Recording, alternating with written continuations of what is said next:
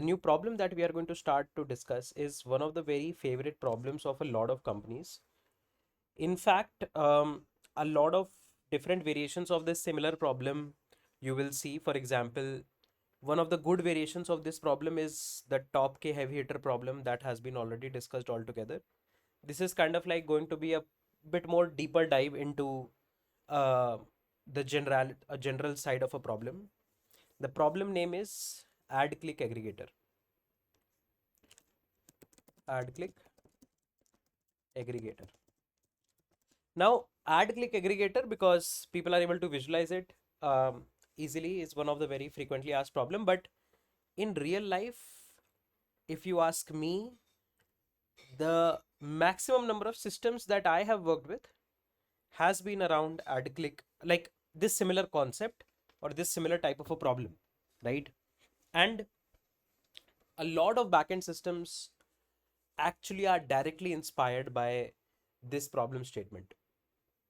My work with Meta not was sorry, my work with Microsoft was not directly around Ad Click Aggregator, although my team was Microsoft Bing Ads, but the system that we developed was working on similar principles for billing, right? So we were doing billing for ads only, but the concept and generality of the system was similar.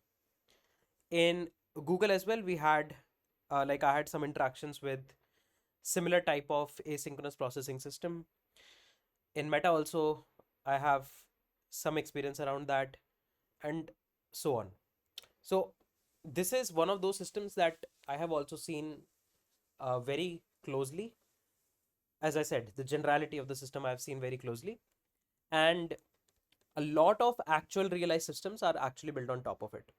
And it makes this particular problem statement one of the very favorite problem statements altogether. What if you ask me, what's the most frequently asked questions in design interviews is definitely things around top K heavy hitters. And as I said, top K heavy hitter is kind of like a generality of, or I would say special case of this problem only. So if you have learned about top K heavy hitter, that's a very simpler versions for Ad Click Aggregator, right? The top K heavy hitter problem, we will see some version of it in this one as well. So even if you have not yet learned about top K heavy hitter, then in that case, this particular discussion around Ad Click Aggregator is going to technically have some sense around that as well. So let's try to understand first of all what is an Ad Click Aggregator. This problem I am not discussing with respect to how you would present it in an interview, because in my opinion, um, this is a problem on which we can do some level of deep dives as well, right? Like it makes sense to discuss this problem in a more in-depth scenario rather than just discussing one of the cases and one of the deep dives. So I want to keep it as elaborated as possible, but still we'll go with a similar flow. But this time I will not expect that people know about Ad Click Aggregator. I'll maybe also explain what is Ad Click Aggregator and every similar aspect of it or every single aspect of it. Okay. So what is an Ad Click Aggregator? So there are a lot of interesting platforms that actually exist, right? These platforms are ad platforms, right? For example, if you have ever seen something like Microsoft Bing, right? So let me bring in a screenshot. Just a second.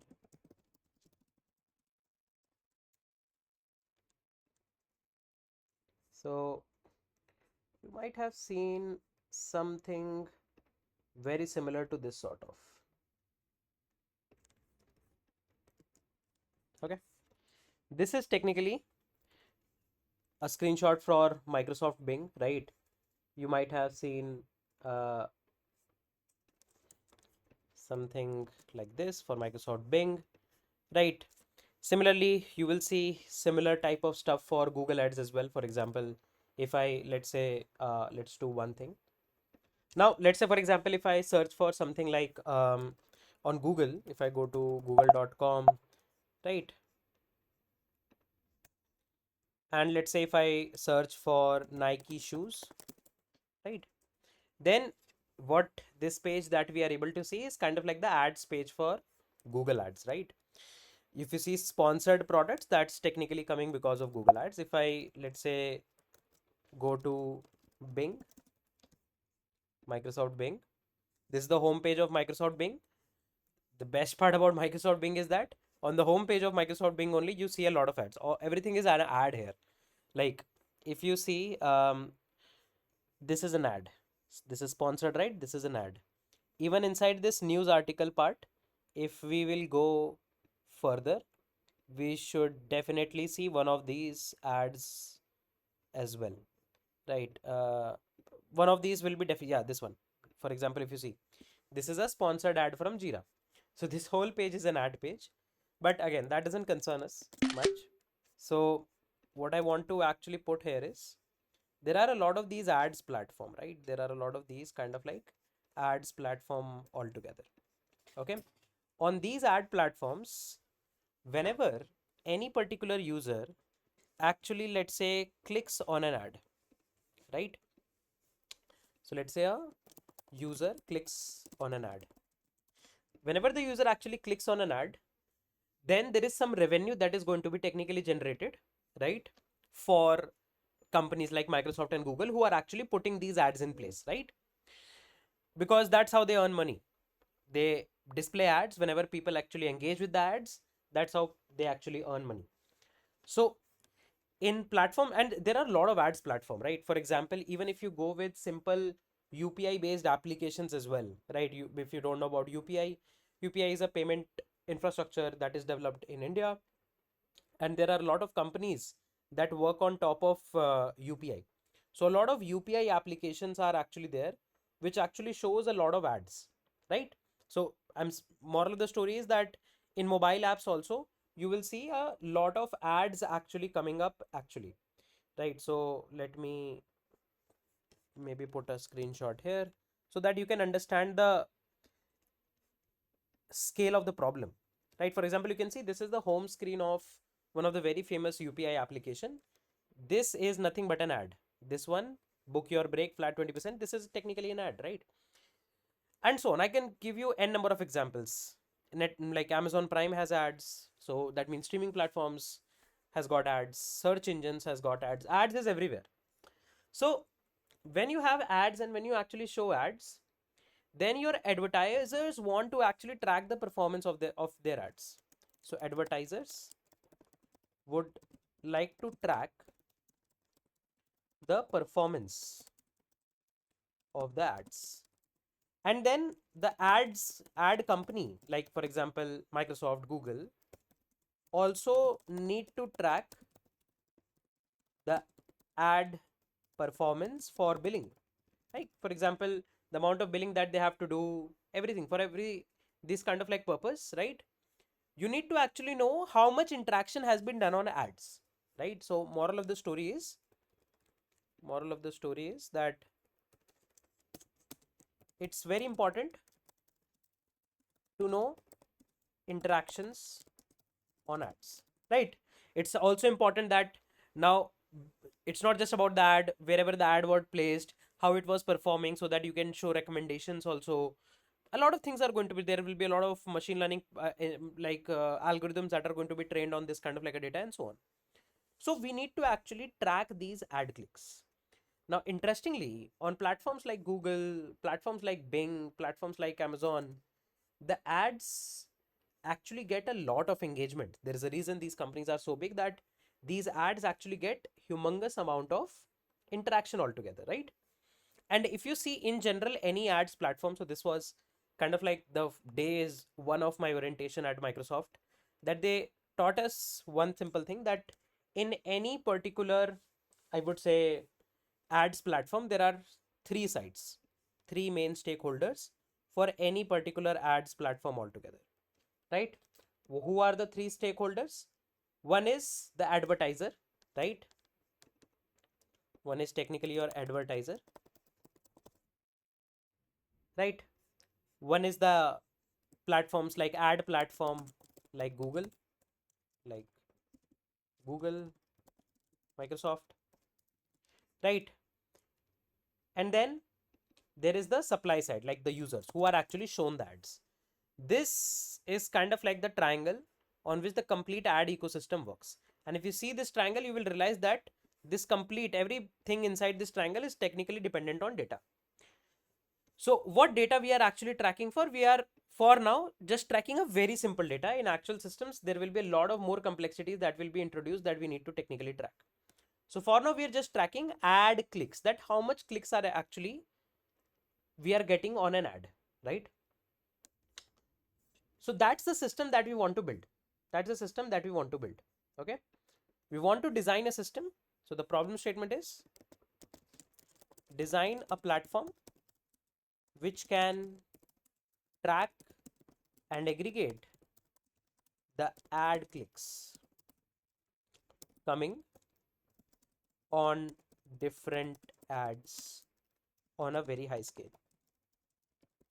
On a very high scale, right? So this is what we have to technically do. So if I have to draw the corresponding set of functional requirements, right?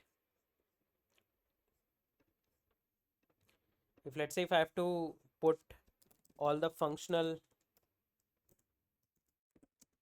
requirements in place, then the functional requirements are going to be pretty simple. Users can click on an ad and then will be redirected to the product page, right? For example, let's say if I click on an ad here, right? So let's say you can see there are a lot of websites that are showing the ads. Let's say if I click on the ad here, I am either redirected, or now you can see even a better integration is, let's say if I, so you can see this is the place. If I click here, I'm redirected to Amazon, right? So you should have the concept of redirection, that when the user clicks on an ad, then we should redirect the page. We should track the data of ad clicks for every ad, right? So we should have a mechanism with which we are able to track the data of all the ad clicks coming up, right? Then advertisers might need to query the data. Advertisers might need to query the data about their ads and their performance, right? So probably some kind of query infrastructure also we probably have to develop, right? So that people can actually see how the ads are actually performing, right? And that is going to be mostly it. That's a simple set of functional requirements that we need to work with. Now in a platform like this, it becomes very important for us to understand the non-functional requirement as well. But before I go to the non-functional requirement, I would like to add one more functional requirement that is in general a separate problem altogether, that we have already talked about enough number of times, but I would still love to discuss it, at least some parts of it. That is, we might need to return top k most clicked ads, right? Top k most clicked ads at different time interval, like every minute, every 5 minute, every 30 minute, every 1 hour, every 6 hour, and so on. Like we might get the granularity from our business side that this is the amount of top k most click ads we might have to develop. In general, this is a separate top k heavy hitter problem only, but this whole ecosystem that we are going to develop will be able to very easily handle this thing as well, right? And that's mostly it. Here also we should track the data of every ad click based on some time interval. Like for example, if somebody queries that what has been the ad click in the last 1 hour, so we should be able to answer those kind of like queries. That's technically a more detailed functional requirement. Now similarly, now let's talk about the non-functional requirements, that what I believe are good set of non-functional requirements that a system like this should be able to technically cater, right? A very important factor, very important factor is correctness of the data. The data should be correct, right? And we should not lose the ad clicks, as it is important for billing. Like For a moment, even if I think about losing an ad click for my advertiser, but for a platform like Google, it would be very bad to lose a click because then we will lose revenue and we don't want to lose money, right? Money is everything. So we cannot lose data here. And the aggregation data that we are bringing to the advertiser, that should be correct. Okay. The data should be properly, or I would say data should be durable and be kept in a way such that can be used later for other purpose like ML algorithm training. Like let's say maybe you might need it to do some ML algorithm training or quarter end slash year end analysis. So in a lot of companies, what happens is, because these are financial data, right? Sometimes this ad click data, and assume, of course, as I mentioned, that this kind of like a system is very important in financial scenarios. So in financial companies, there is a lot of reconciliation. Like every quarter end, you have to do audits. Every year end, you have to do audits. So for those auditing purpose, also we will need this data. So we need to make sure that this data is durable and is available in a way that maybe we might need to do more things on top, right? Apart from that, I believe system should be having good fault tolerance, right? If some part is down, we should be having mechanisms to bring things up and start working again on top. Idempotency of an ad click is important. That means if user has clicked on an ad, there should not be any reason that we count the same click twice or more than once. So idempotency of an ad is very important, right? Then the analytics query, the analytics query should be having sub-second response time, right? So for example, we said that our advertiser might need to query this data. This is the analytics query I'm talking about here. This is the analytics query I am technically talking about here, right? That this type of queries should be having sub-second response. It should not like be like that they are taking minutes to actually respond altogether. Okay, so we need to put the data in some position where analytics engine can actually query easily, right? And let's try to make sure that system is as real time as possible, meaning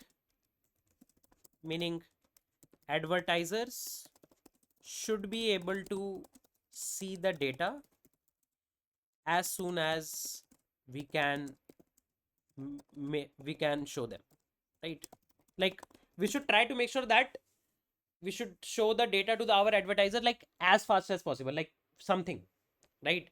How fast, maybe this is something that is exploratory for us, right? Apart from that, we should have high availability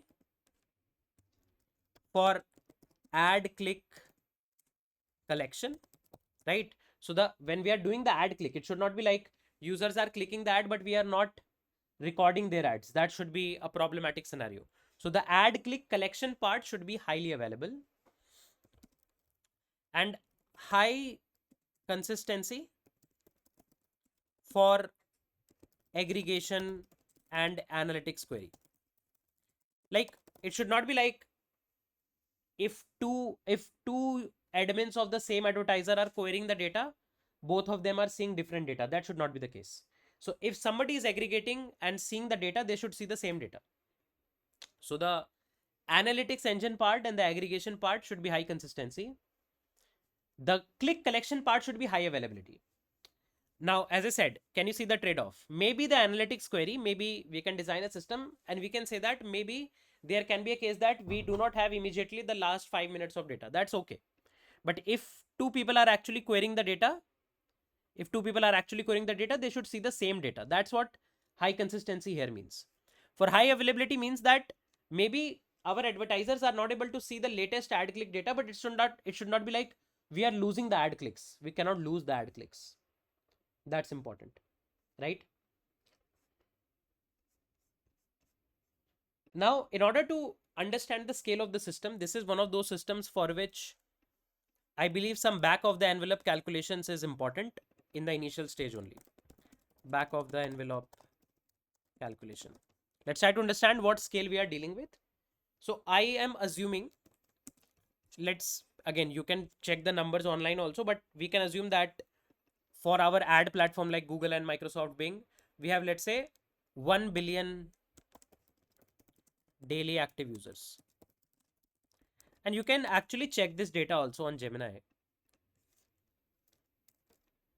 What is the rough estimate of daily active users using Microsoft Bing for search and Google for search? Okay, let's see what data we have, and let's see if our assumption is close enough or some in a tight competition or not.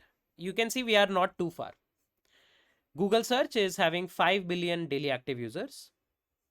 Microsoft Bing is 100 million daily active users. So Microsoft Bing has significantly less traffic. Google has significantly more traffic. Now, among these 5 billion daily active users, you can assume that not all the 5 billion daily active users are going to click on our ads, right? That can be a fair assumption to actually go for, right? That not everybody is going to click on our ads. Okay. So what we can assume, let's say 20% are, let's say, clicking on our ads, right? So let's say if you have 5 billion, right?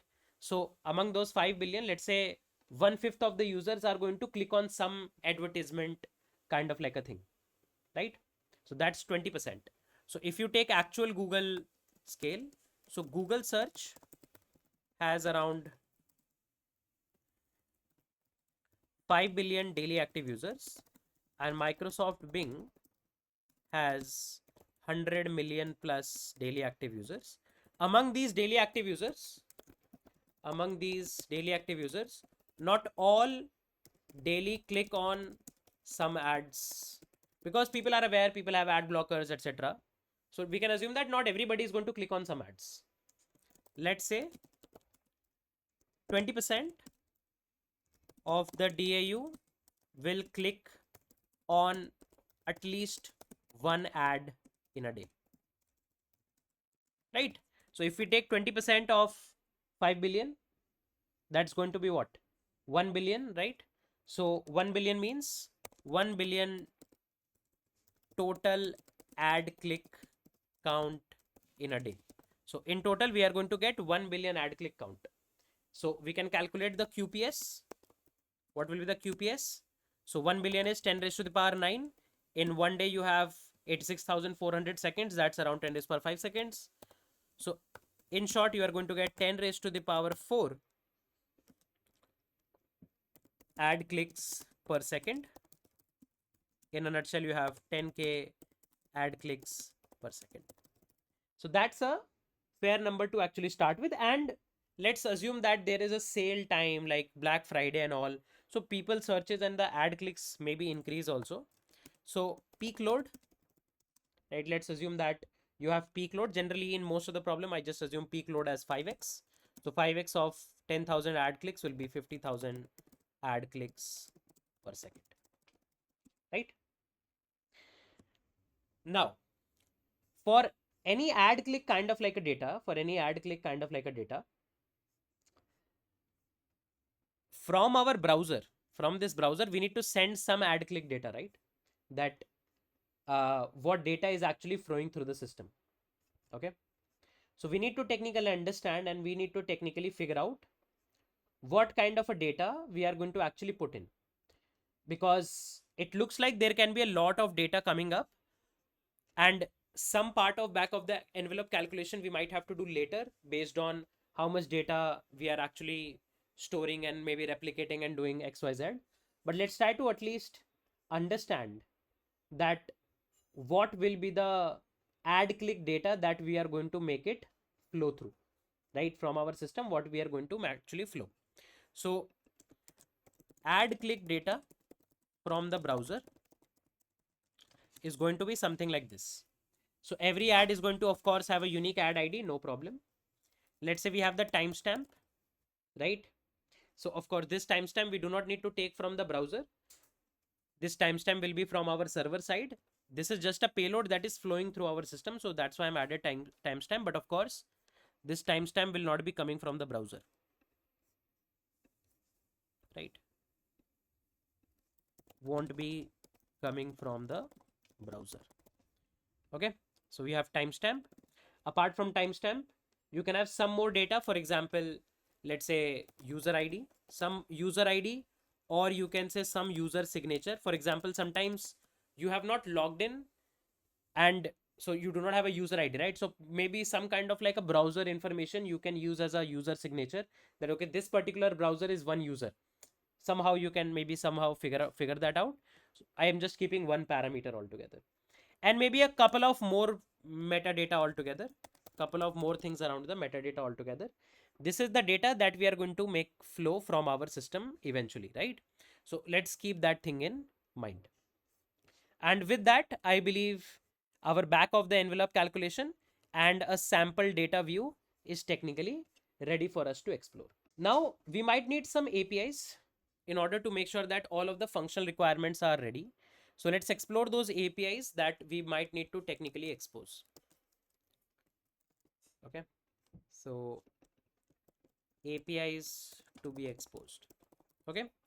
So one API we will definitely need, that count of ad clicks on a ad ID in the last k minutes, right?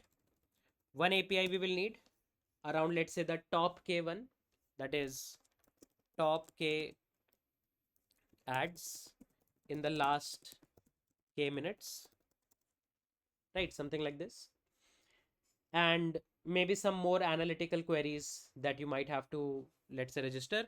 One more will be register a new ad click, register a new ad click for a given ad ID. And yeah, that should be it. So how the signature of the first two will look like? Both of them should be what? Both of them should be mostly a get request. So this one should also be a get request. This one should also be a get request, right? This one will be slash API slash v1 slash, and you have to get the ad clicks, right? So you can say ads slash colon ad underscore ID, right? And slash, let's say, count. Okay, slash, let's say, count, that we want the count of this particular ad ID, and ads is the corresponding, let's say, resource, right? And because it's an analytical query in the last k minutes, this can be something else as well, last k minutes or between t1 to t2, something like this. Some kind of like analytical queries probably are going to come up. So there is going to be additional filters, like from would be something, right?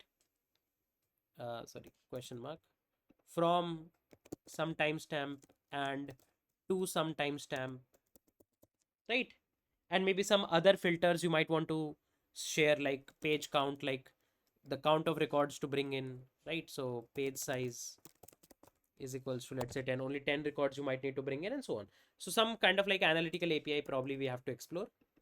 Similar type of API is going to technically come up here as well, but this time instead of counts, I'll say top k, or I would say, sorry, not ad ID, slash ad slash popular, kind of like a thing, right? Slash ad slash top popular ads, right?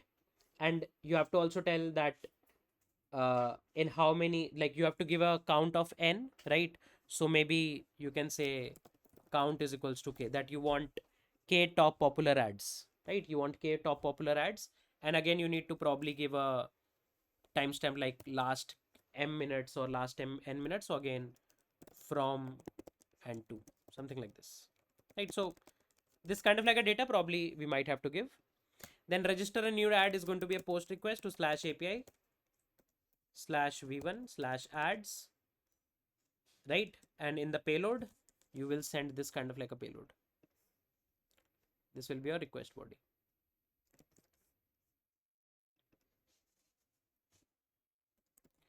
In the request body, you don't need timestamp. So this is your request body.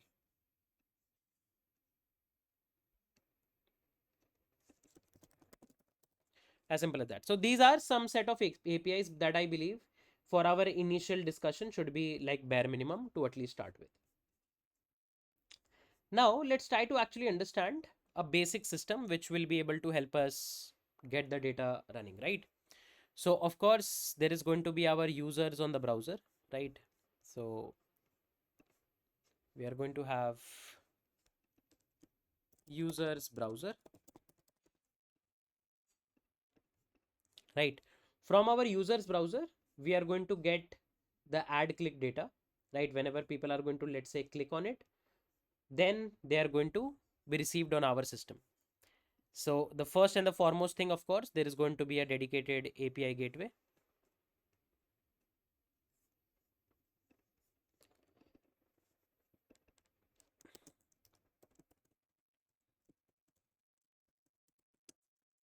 General purpose of your API gateway is again do all of the authentication, authorization, right? Any kind of like a rate limiting, right? Any load balance. So of course, this will also be horizontally scaled in itself, right? So your horizontally scaled API gateway is going to be there, right? So horizontally scaled API gateway handles auth, rate limiting, etc. Right? These kind of stuff it is technically going to handle, right? So I'll just put it up here. Okay, nothing fancy as such. So whenever the user is going to, let's say, click for the ad, we are going to technically bring the user here, right? Now from our API gateway, what we want to do, we want to actually collect the corresponding ad click, right? We want to collect the corresponding ad click. So for that, what we need, let's say we have a ad collection service. For now, let's start with a stateless horizontally scaled ad collection service, right? What's the purpose of this ad collection service? You can say it's the first service which is collecting the ad data, right? So let's say this ad data comes up to this ad collection service and we'll say for now scaled horizontally, right? So I believe till now, I represent this for horizontal scaling altogether, right? Scaled horizontally. Okay, cool. Now for a very, very simple solution, what you probably would like to do is, let's say you can figure out about some kind of like a data storage, right? You can figure out about some kind of like a data store. And from this ad clicks collection service, you can put that data in the data store. Let's say if this is an RDBMS, then you can make a through table, which is, let's say, ad ID and a user ID. And then you can store that data inside the data store. And then later, if you want to aggregate, you can count the number of instances where ad ID is equals to the given ad ID and user ID is equals to the given user ID. Now, there is a lot of problems that is going to technically come up with this very, very simple solution. The first very simple problem that will come up is of not losing the data about the ads. We want to make sure that we never lose the ad data, and we might need it for later reconciliation. And there is a lot of data that is technically coming up. For peak load, we have to prepare for 50,000 ad clicks per second. 50,000 writes on the database per second is going to be a pretty challenging stuff to do, right? You need to properly shard the data and do a lot of effort on the data store. Still, one aspect will be lost, which is reliability. That what if you are not able to connect to your database, then what, right? So you will lose a lot of data, and then you will not be having data for later reconciliation. You will not be able to bring the system back up, right? A lot of fault tolerance, simple fault tolerance issues can actually come up, right? So what's a very, very simple way that we have learned like n number of times, using which we can actually resolve this particular kind of like an issue? Think about it. So here, in order to make sure that we don't lose the data, right? And we also want to later figure out the ad click metrics, right? We want to make sure that our system is fault tolerant. So it makes sense to understand that just using some normal data storage, like let's say PG/SQL and MySQL, and then query from that is not going to be very healthy. Why? Because we are going to have a lot of data to query from. If let's say daily we are getting 1 billion records, this is 1 billion ad click daily. So think about like in a month, how many records we are going to get. We'll be having like 30 billion records altogether. Querying on these 30 billion records in a normal database is going to be very challenging.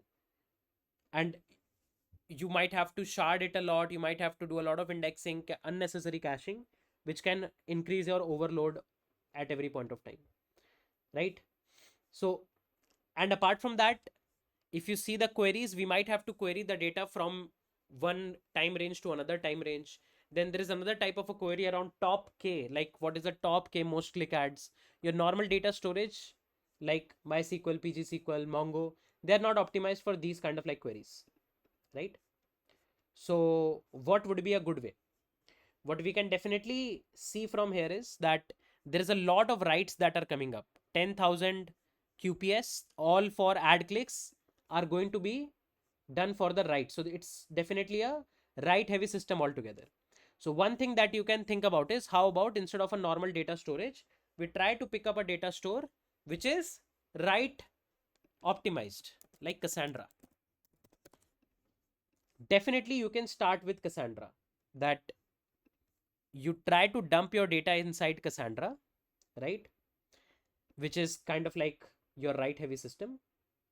And then you don't serve your reads from Cassandra, right? Maybe what you can do is, you do not need to serve your reads from Cassandra. Maybe somehow you can prepare another system. We can maybe talk about it later. There can be another system using which, let's say you dump this data from Cassandra, right, to some kind of like a analytics DB or a data warehouse like Redshift, which is technically optimized for analytics queries, right? This is one way. And for this, you can try to figure out mechanisms. For example, you can figure out CDC, like from Cassandra, you do a CDC, or maybe you run periodic jobs to read the data from Cassandra and then dump it inside Redshift and make Redshift serve your queries altogether, right? And so on, right? This indeed is a very good solution to start with, right? Why? Because all of your writes are technically coming up, no problem. Cassandra being write heavy, like supporting write heavy queries, will be able to take up all the writes. And we do not serve the reads from Cassandra, we will serve it from Redshift. But there is still some problems left. Like, how will you make the top K queries for the last minute? Because taking the data to Cassandra and dumping it inside Redshift, how frequently you are going to run the job? Like every minute? If you're running the jobs every minute, there will be a lot of jobs that are dumping the data inside Redshift, and a lot of jobs that are reading the data from Cassandra, which technically Cassandra is not optimized for, like not optimized for like a lot of reads, right? So when you have to serve couple of minute old data, and that to a complex data like top K ads or total aggregated data of my ad, then this solution might not be very efficient, right? Because then there can be situations when we are getting a lot of writes plus our batch jobs, whatever jobs, some kind of like a job infrastructure we are preparing here, that job infrastructure is going to put unnecessary load on Cassandra and can bring Cassandra down, right? So this is also not going to be a very great solution for a very high scale system. So how can we improve the system? So in order to improve the system, how about, sorry, how about we do not, sorry, we do not dump the data directly inside Cassandra, right? And instead we opt for some kind of like a stream processing system. Now, why to opt in for a stream processing system? Let's talk about that. To address this kind of like a high scaled system where there is a lot of queries also needs to be latency sensitive. The query patterns are also pretty interesting, like top K kind of like stuff, right? And then we also need it to be fault tolerant. That means later if something goes down, we should be able to, let's say, somehow replay the events, later also do some processing on top and so on, right? And the amount of writes that are also coming is very huge. So rerouting this much amount of load, like 50,000 ad clicks per second, rerouting this much amount of load to your normal databases directly might not be very efficient. Plus, we already need to do a lot of data processing. So what is a good solution to start with is take the data from your ad collection service and dump it inside a stream processing system like Kafka, or let's say AWS Kinesis. AWS Kinesis serves the same purpose as that of Kafka. It's just that it has some out of the box plugins and add-ons to integrate and interact with other AWS services. But overall, the majority of the concepts in both Kafka and AWS Kinesis is technically same, right? And then one by one, we drop our events from Kafka. And then let's say we have some kind of like a consumer. We have some kind of like a consumer which can consume our data one by one, right? Let's say it reads the ad clicks. It starts consuming the ad clicks one by one from this stream processor. And then let's say it tries to dump it inside our Kinesis. Oh, sorry, Redshift. The similar OLAP analytic database that we were picking up. Let's say it still dumps it inside AWS Redshift so that we can serve our queries altogether. And there can be another analytics service, right? Ad analytics service, which technically queries Redshift, bring the data from Redshift, and technically serves our users, right? And technically serve our users, right? With this, what we will be able to technically do is, like, whenever the user clicks on an ad, we receive that data inside our ad collection service. The ad collection service writes the data to our event stream, right? So writes to the stream here. The stream, there is going to be a stream processor or a stream consumer which is going to read the events from the stream, and then this consumer is going to aggregate that data in real time and somehow in some data structure dump it inside AWS Redshift, which is technically very much optimized for these kind of like analytics queries. Let me show you. So we've already talked about AWS Redshift, but still AWS Redshift. Let's see. So it's a cloud data warehouse. Deliver unmatched price performance at the scale with SQL for your data lakehouse, right? And you can see you can integrate SQL analytics on top, achieve exceptional scalability, get easy SQL analytics without managing infrastructure, accelerate with near real time analytics, and so on, right? So Redshift is going to be a very good solution to start with, and you can even Gemini about Redshift. That is Redshift a good OLAP DB? OLAP means for analytical processing, right? There are two type of databases. One is OLAP, one is OLTP. OLTP is for transactional purpose, like your normal MySQL or PGSQL, which are transaction optimized. OLAP is analytical query optimized. So is Redshift a good OLAP DB for high scale analytics query?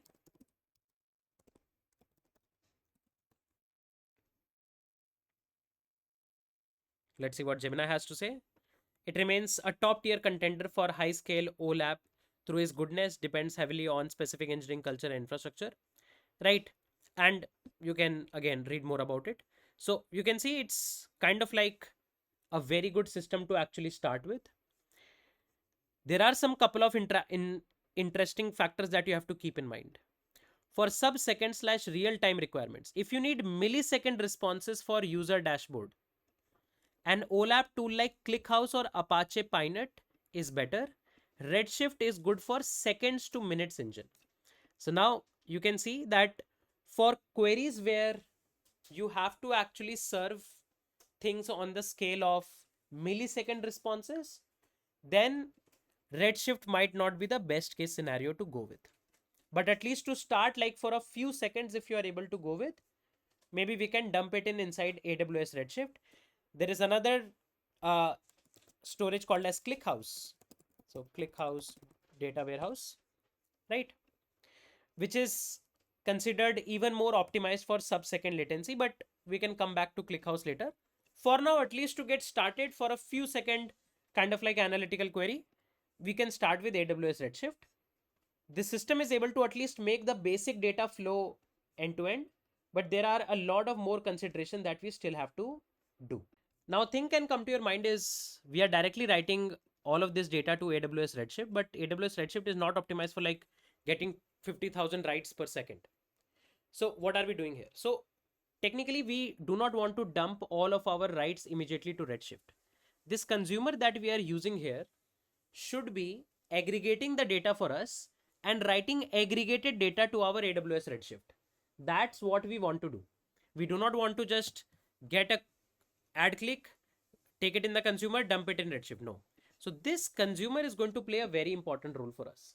This consumer is technically going to be responsible for ensuring that we have some kind of like data aggregation going on, and that aggregated data only we put inside Redshift, so that we do not use Redshift like a normal write heavy database altogether.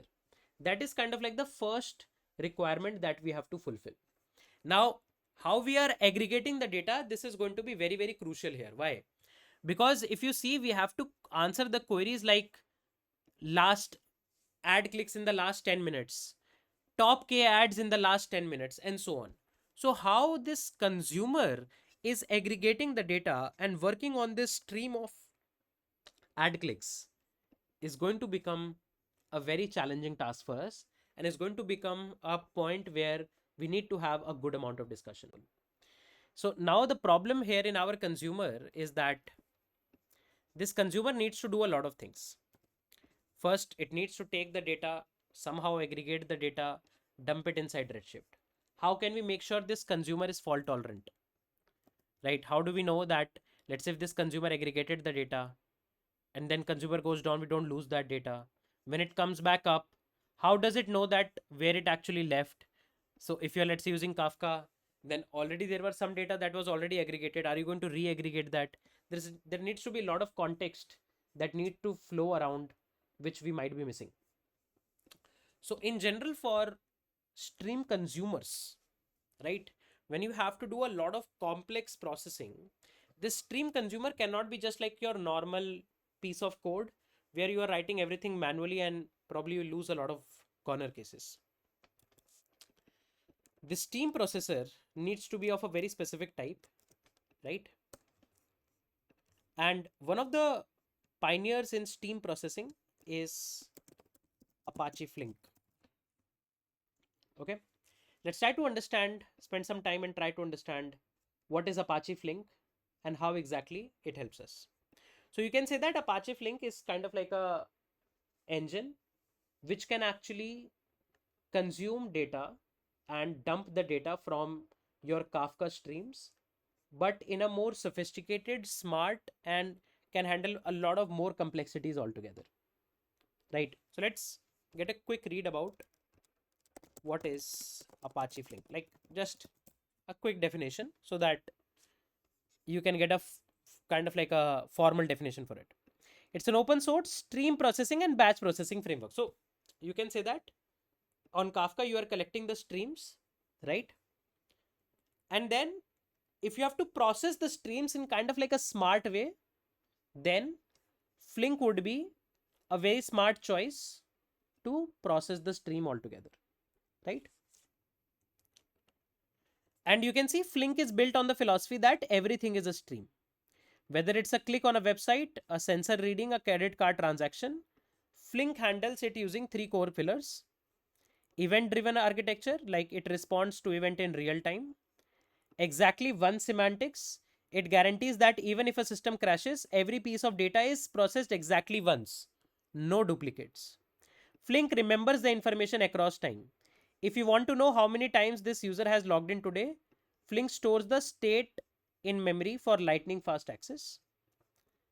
Low latency and high throughput. It is designed to process millions of events per second with delays measured in milliseconds. So you can see for millions of event processing, Flink is a perfect architecture to actually start with, right? So let's try to elaborate few things on Flink, right? It would be worth to understand the features of Flink, and then maybe we can come back to our problem and use Flink here right away. Okay. So Flink, if let me make maybe another Excalibur for Flink, and we will come back to our aggregator, Apache Flink. Okay.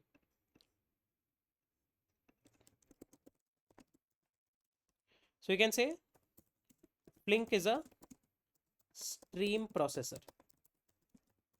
More smart, gives lot of complex computation capabilities, and remembers the processed data as well. Right, for now, this is something that you can start with. Now in Flink, technically, there are 2 to 3 major concepts. One is your source data. In Flink, you have a data source. This would be something like Kafka, like Kafka or Kinesis maybe.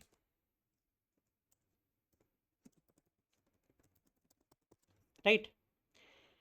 And then you have your Flink processor. You have your Flink processor. And then you have a sink. That is the place where you want to dump the process data, right? This sink might be your normal PG SQL DB. It might be Hive, or let's say something like Redshift and so on. So what Flink processor does is it reads the data from the source in the form of a stream. It can process the data using a lot of operators. So process data using operators and complex window operation. So it also supports complex window operation. Like if you want to aggregate the data over the interval of, let's say, last 5 minutes, Flink gives you out of the box support for that. And then it writes the data to your sink. It writes the data to your sink. Okay. So that's kind of like a fundamental point to start with. And the sink can be also another Kafka stream, just FYI, like from reading from one Kafka stream, you can dump to another Kafka stream. You can dump to, let's say, your normal HDFS. You can dump to warehouses built on top of HDFS. You can write it to databases, normal databases like MySQL, Mongo, etc. Anything. And your streams are still normal streams that you are actually sending into Kafka. Like for example, in our case, here, this is kind of like the data that we will be processing inside the stream, right?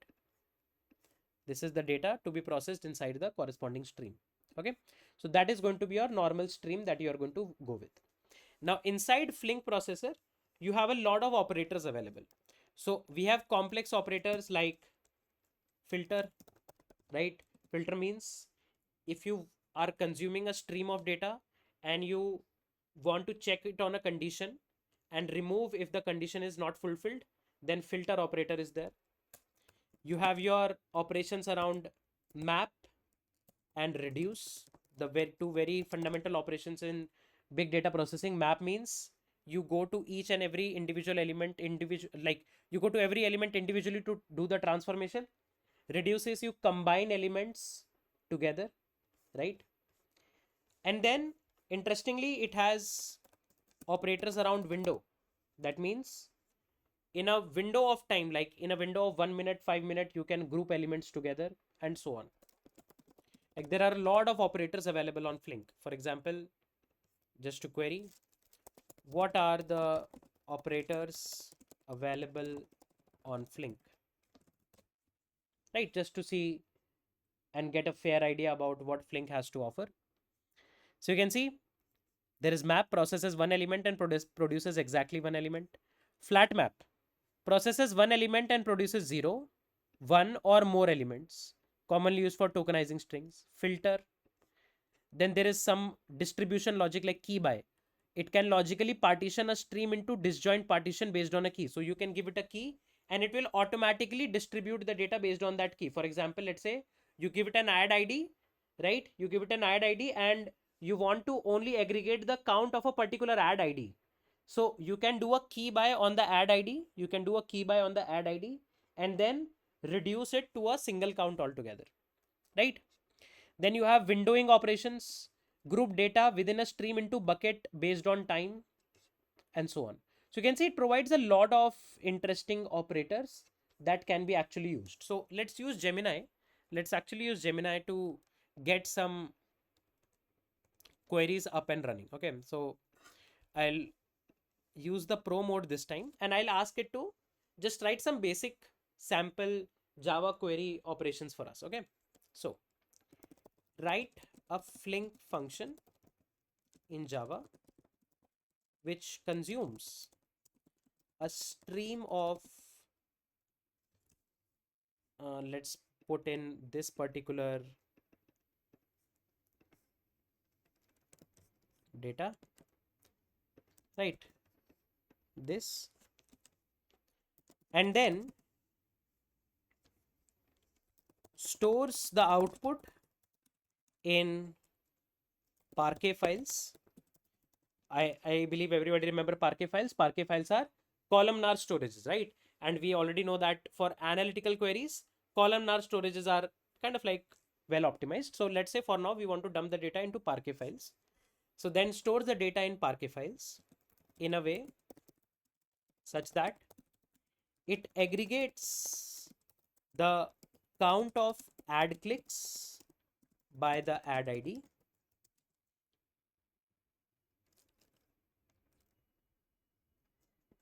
Then one more aggregation, like this is for total count. So in such a way that it aggregates the total count of ad click by the ad ID. Then one more aggregation of total count in the last 5 minutes by the ad ID. So let's say, let's start with this. Let's see what's the type of query we might have to write in Flink. Okay. And this is something that is not that relevant for your design interview. People are not going to ask you to write the code for Flink. But if I will just say that magically Flink just gives you the capability of aggregating the data by 5 minutes or 2 minutes, it will look very superficial for you. That's why, and we have AI, so why not use it? So the cleanest and the most efficient way to achieve the two is a two-step aggregation. We group by ad ID and apply a 5-minute tumbling window. As I said, it gives you the capability of windowing on different time frames. Pass that windowed result in a key process function that maintains a global counter. Write the final enriched record into Parquet file using Flink's file sync. So let's see. So you can see this is your ad click event. That's your input class. And this is going to be your aggregation result, right? Which is ad ID, start of the window, end of the window, last 5-minute count, and the current total global count. And then here we go. So you are going to replace this with your Kafka or your actual source, right? But what we are going to do, so this is your stream coming up. Here, this is a sample stream that they have just prepared like for a demo purpose. So this is the stream. So let's start processing the stream. So we are going to key by, that means partition the stream by ad ID. And then we are going to use a tumbling event time of 5 minutes. So it will automatically maintain a 5-minute window and then aggregate the count using new count aggregator and new window result function, right? So you can see this is your count aggregator. The count aggregator is going to implement one of the aggregate functions given by Flink, which can actually add the data. You can see you are adding the data here. More or less, you can say that this function is going to aggregate the data for a 5-minute window count. And then whatever is your window stream, from that window stream, again, you will partition the stream by add ID and then process the total global count, because I only just don't want 5-minute counter. I also want a total counter. So if somebody asks me, give me the total count of the ad ID, maybe somewhere in the dashboard you have to give. So it would be great if you have the total count of the ad ID already stored. And then let's say 5-minute data also we have stored here. And then at last, what we will do, we can dump this data inside S3, right? You can give it a class in the form of Parquet files. And that is it. You can sync it to Parquet sync, and that's it. If you see this windowed aggregation, so this wraps the window count into our output object, and then this is your normal global count function. More or less, in a nutshell, this is how a Flink processing will look like for your ad click for every 5-minute window. The best part about Flink is that it provides a lot of windowing options. For example, you can have tumbling windows. So if you see windowing options, you have a lot of windowing options. One is tumbling window. What is tumbling window? Tumbling window means fixed size, non-overlapping. Right? For example, you have a window here, then another window of the same size but non-overlapping, another window of the same size, non-overlapping. This is your tumbling window, right? Then another way would be you use a sliding window. Sliding window means fixed size but overlapping. Like you have this here, right? Then the next window is going to slide, same size but slide a bit. This is your sliding window, right? So you still have some overlapping. So if you want some kind of like a sliding window algorithm, then also you can get that. Okay. And then you have custom sized windows as well. Custom sized windows as well, right? Let's say each window is going to be of some other size, right? For example, let's say you have a session of a user. So for every user session, you have one window. So this is one window. This is another window, but let's say that session is very small. So that window is very small. Then another window of relatively maybe some medium size and so on, right? So that would be kind of like a custom size window. So even the windowing operation that we have a lot of different options technically available, right? That's the best part about the processing capabilities that are given to us by Flink. And if you see the internal architecture of how Flink manages these jobs, like whatever logic you are going to write, it's going to run as a job inside Flink, right? So if you see Flink jobs architecture, so you can see it's pretty distributed in itself. For example, something like this, Apache Flink, right? So you have a job manager, right? Your job manager is kind of, so let me copy this image and put it here. So what is the role of your job manager? Your job manager is kind of like the main coordinator or orchestrator. It's responsible for scheduling your job. So there is a scheduler component as well, right? And then coordinating between jobs as well. So you can see there is something called as a data flow graph as well. Or this data flow graph is also called as a job graph. So you can say that this job graph or data flow graph is responsible for figuring out the logical data flow, that how the data should flow in different task managers altogether. And then you have individual task managers. Then you have here individual task managers. These task managers are actual worker nodes. So this is a worker node, this is a worker node. Here the actual data processing is indeed going on, right? And then inside every task manager, you have task slot. So you can see this is a task slot, this is a task slot. Now inside the task manager, right, inside these worker nodes, the job manager is going to actually allocate a task. This job manager is going to technically allocate the task. And then these task managers or job managers is going to technically start their execution. One task manager has multiple slots. You can see it has multiple slots. You can say one slot is more or less like one computing unit. Okay. So for example, let's say if you have a machine with 8 cores of processor, then you can have 8 task slots. And on each task slot, you can run one task. So it's kind of like a unit of parallelism. So you'll be able to run, let's say if you have 4 core machine, you'll be able to run 4 task slots altogether, right? On all those 4 task slot, maybe you have one task each, or maybe some of them are just ideal. Anything can work. So this is the internal architecture. So you can see internally also it's maintaining a pretty much a distributed architecture. Flink is maintaining a distributed architecture internally as well. Now the best part about Flink is that Flink offers state management as well. So Flink offers state management as well. State management means that whatever data that we are processing, it will be able to store that data altogether as well. Now in order to store the data, you can have a in-memory state, or you can have a persistent state, like you can store in file systems, or it also provides supports for RocksDB, right? If you want to store very large amount of data. So let's read about it. So Flink state with file systems.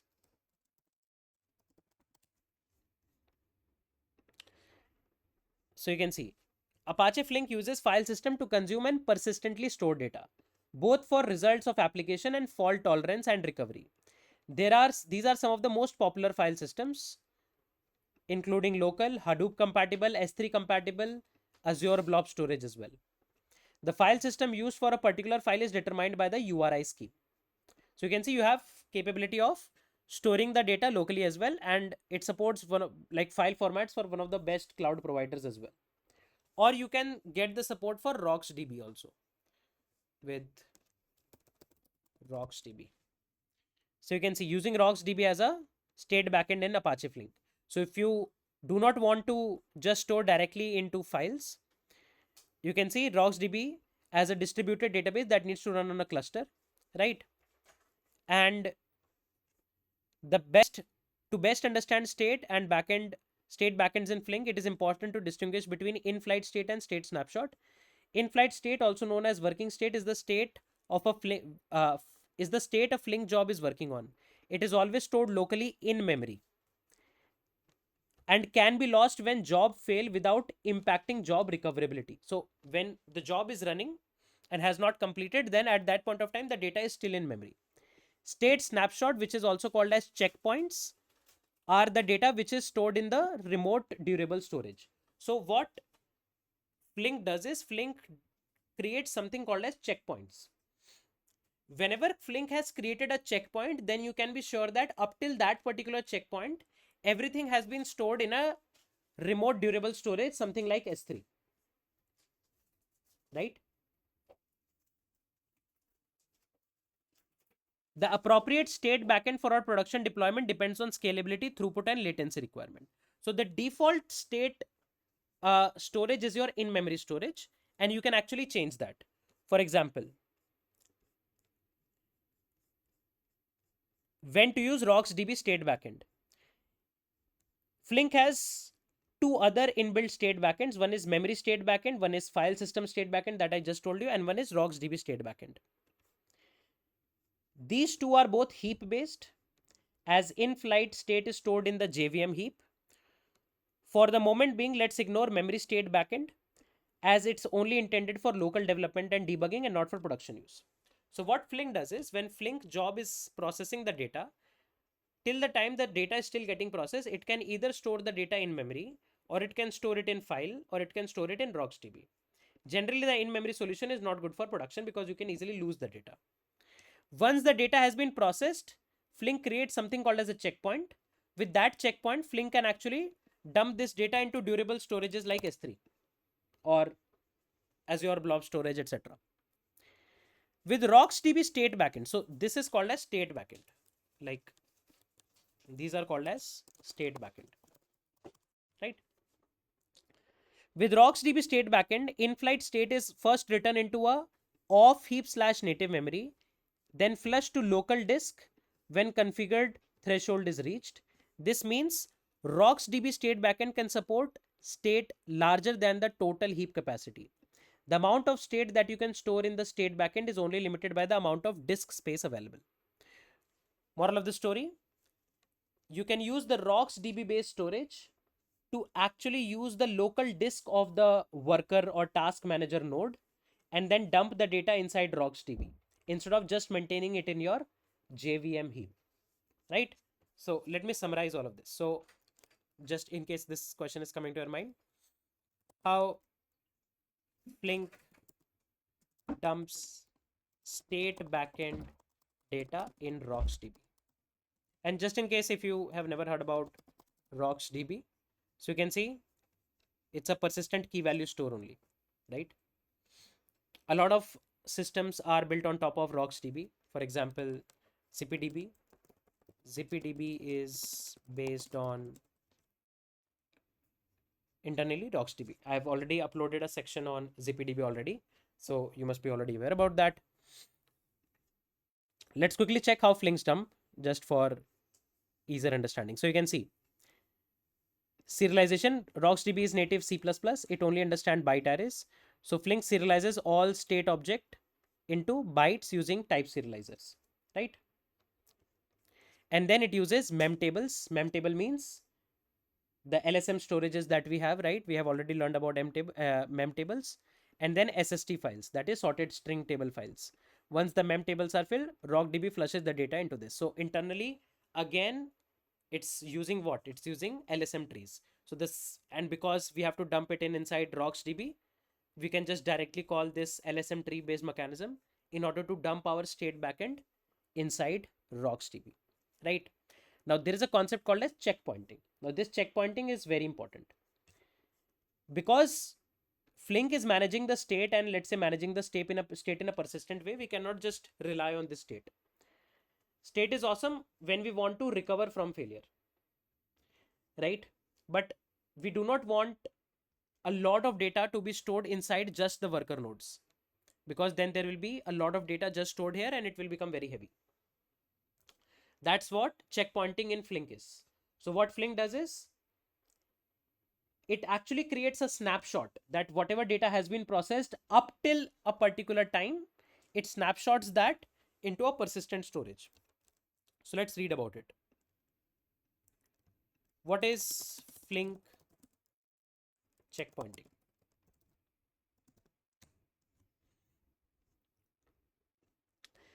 So it's kind of like a distributed save game button. In streaming application, data is moving constantly. If server crashes, you don't want to restart from the very beginning, right? So even if you have data in memory of the task manager, even if it crashes, then if a new task manager comes up, you have to do everything again, right? No point of keeping all the data in memory at that point of time. But what will happen with checkpointing? Checkpointing is the mechanism that makes the exactly one processing simple, right? If a task manager dies, Flink restart the failed task, loads the state from the last successful checkpoint and rewinds the data store from Kafka.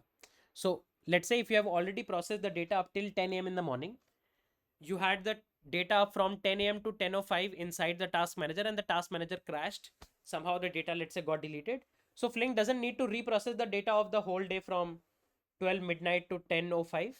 It will just load the data from the checkpoint, let's say, which it has stored inside S3, and then just reprocess the data from Kafka inside of my task manager. So we just have to reprocess for the next or the remaining 5 minutes. It ensures exactly one semantics.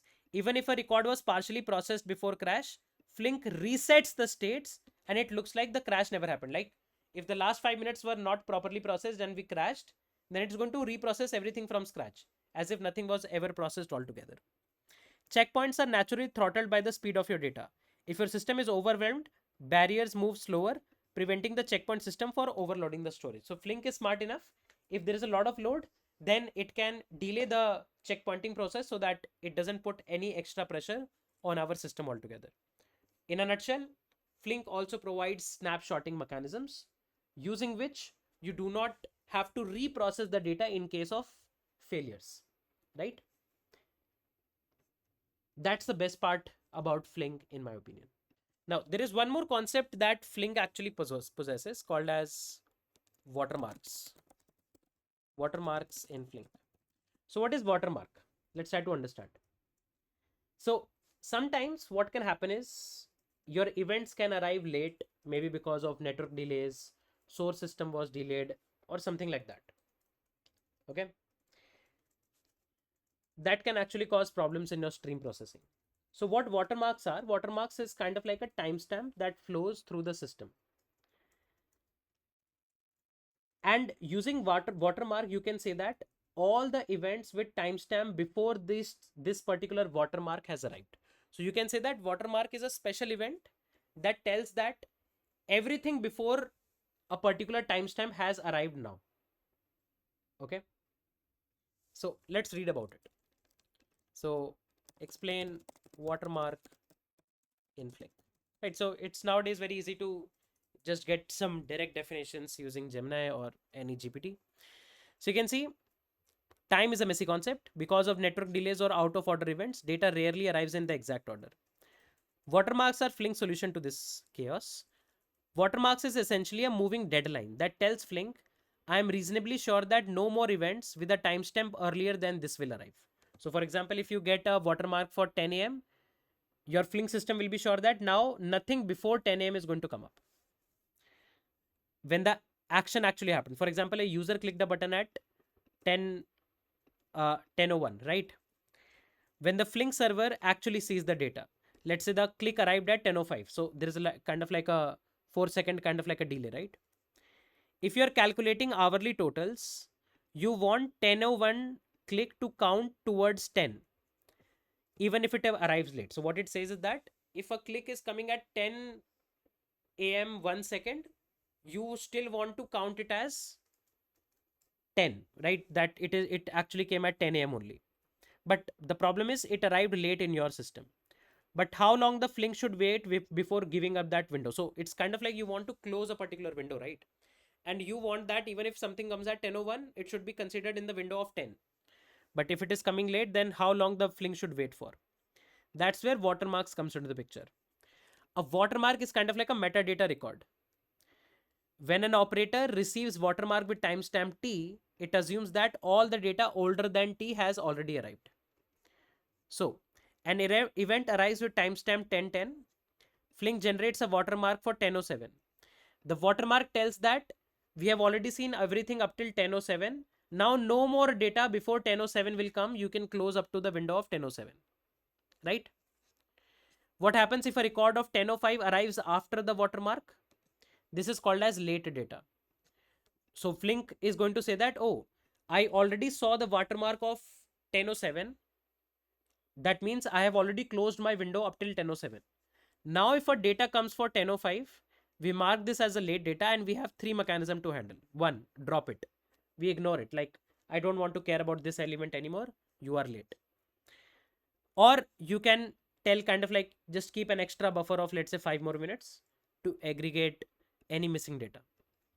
Or you can redirect late events to a separate stream like dead letter queue, right? So for example, you consider this as a failure scenario and you put this failure scenario in a dead letter queue so that somebody can manually review it and then do the strategic action on top. So that's what watermarking is. So using watermarks, Flink is able to maintain its windows very efficiently. That's why whenever we want to do windowing queries, Flink is a very powerful mechanism to do for, because it has these watermarks, which is kind of like timestamps, which can tell it that till now, all of this data up till this particular timestamp has actually come.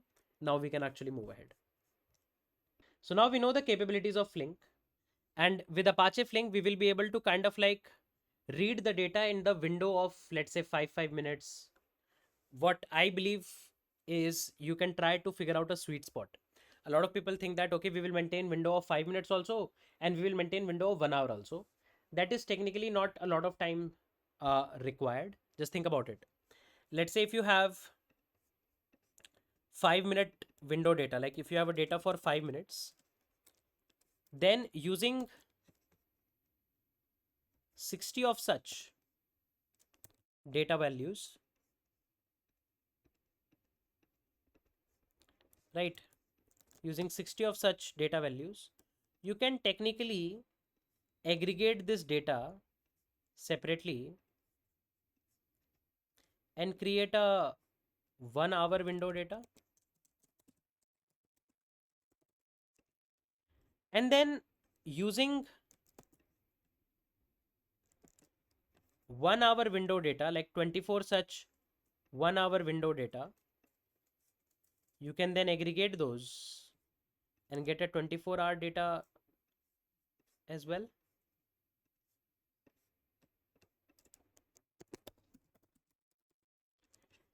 And then you can get multiple 24-hour data. Let's say you get 7 24-hour data pointers and aggregate them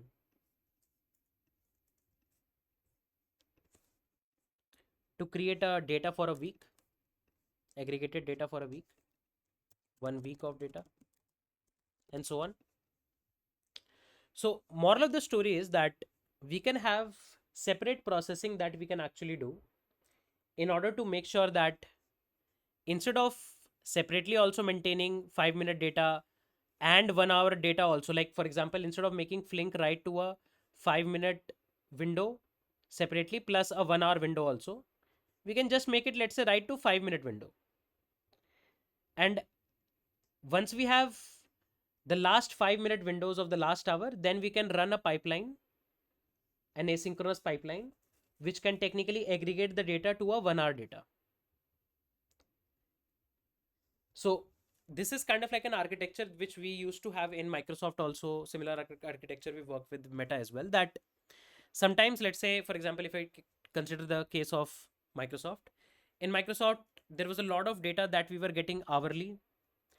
Then using that hourly data, we were actually running a job at the end of the day. So we just give it an extra buffer. Like for example, instead of running this 24-hour data job at 12 midnight, we, let's say, run it at 1. So you have to define the SLA, that I am defining the SLA, that the SLA for my 1 hour job. So the job, we are going to have separate job that is going to aggregate the 5-minute window data and create the data for 1 hour. The SLA for my job is that for every hour, not more than 5-minute delay, we will get this 1 hour window data. For example, let's say for 5 p.m. data, I will get the data by 5:05. I will not get the data any later than 5:05. Now, the interviewer can ask you a question that how will you define this SLA? You need to technically tune it and figure out yourself based on the amount of data that you have processed and doing some estimations. That, let's say, at this point of time, you were aggregating probably 10,000 records. So let's say, just think about it. Let's say if we are getting here, we are getting 10,000 ad click per second. So in 1 minute, how much data we will be having? So let's put it like this. So 10,000 per second. So in 1 minute, you will be having 600,000 click data. And in 5 minutes, you will be having what?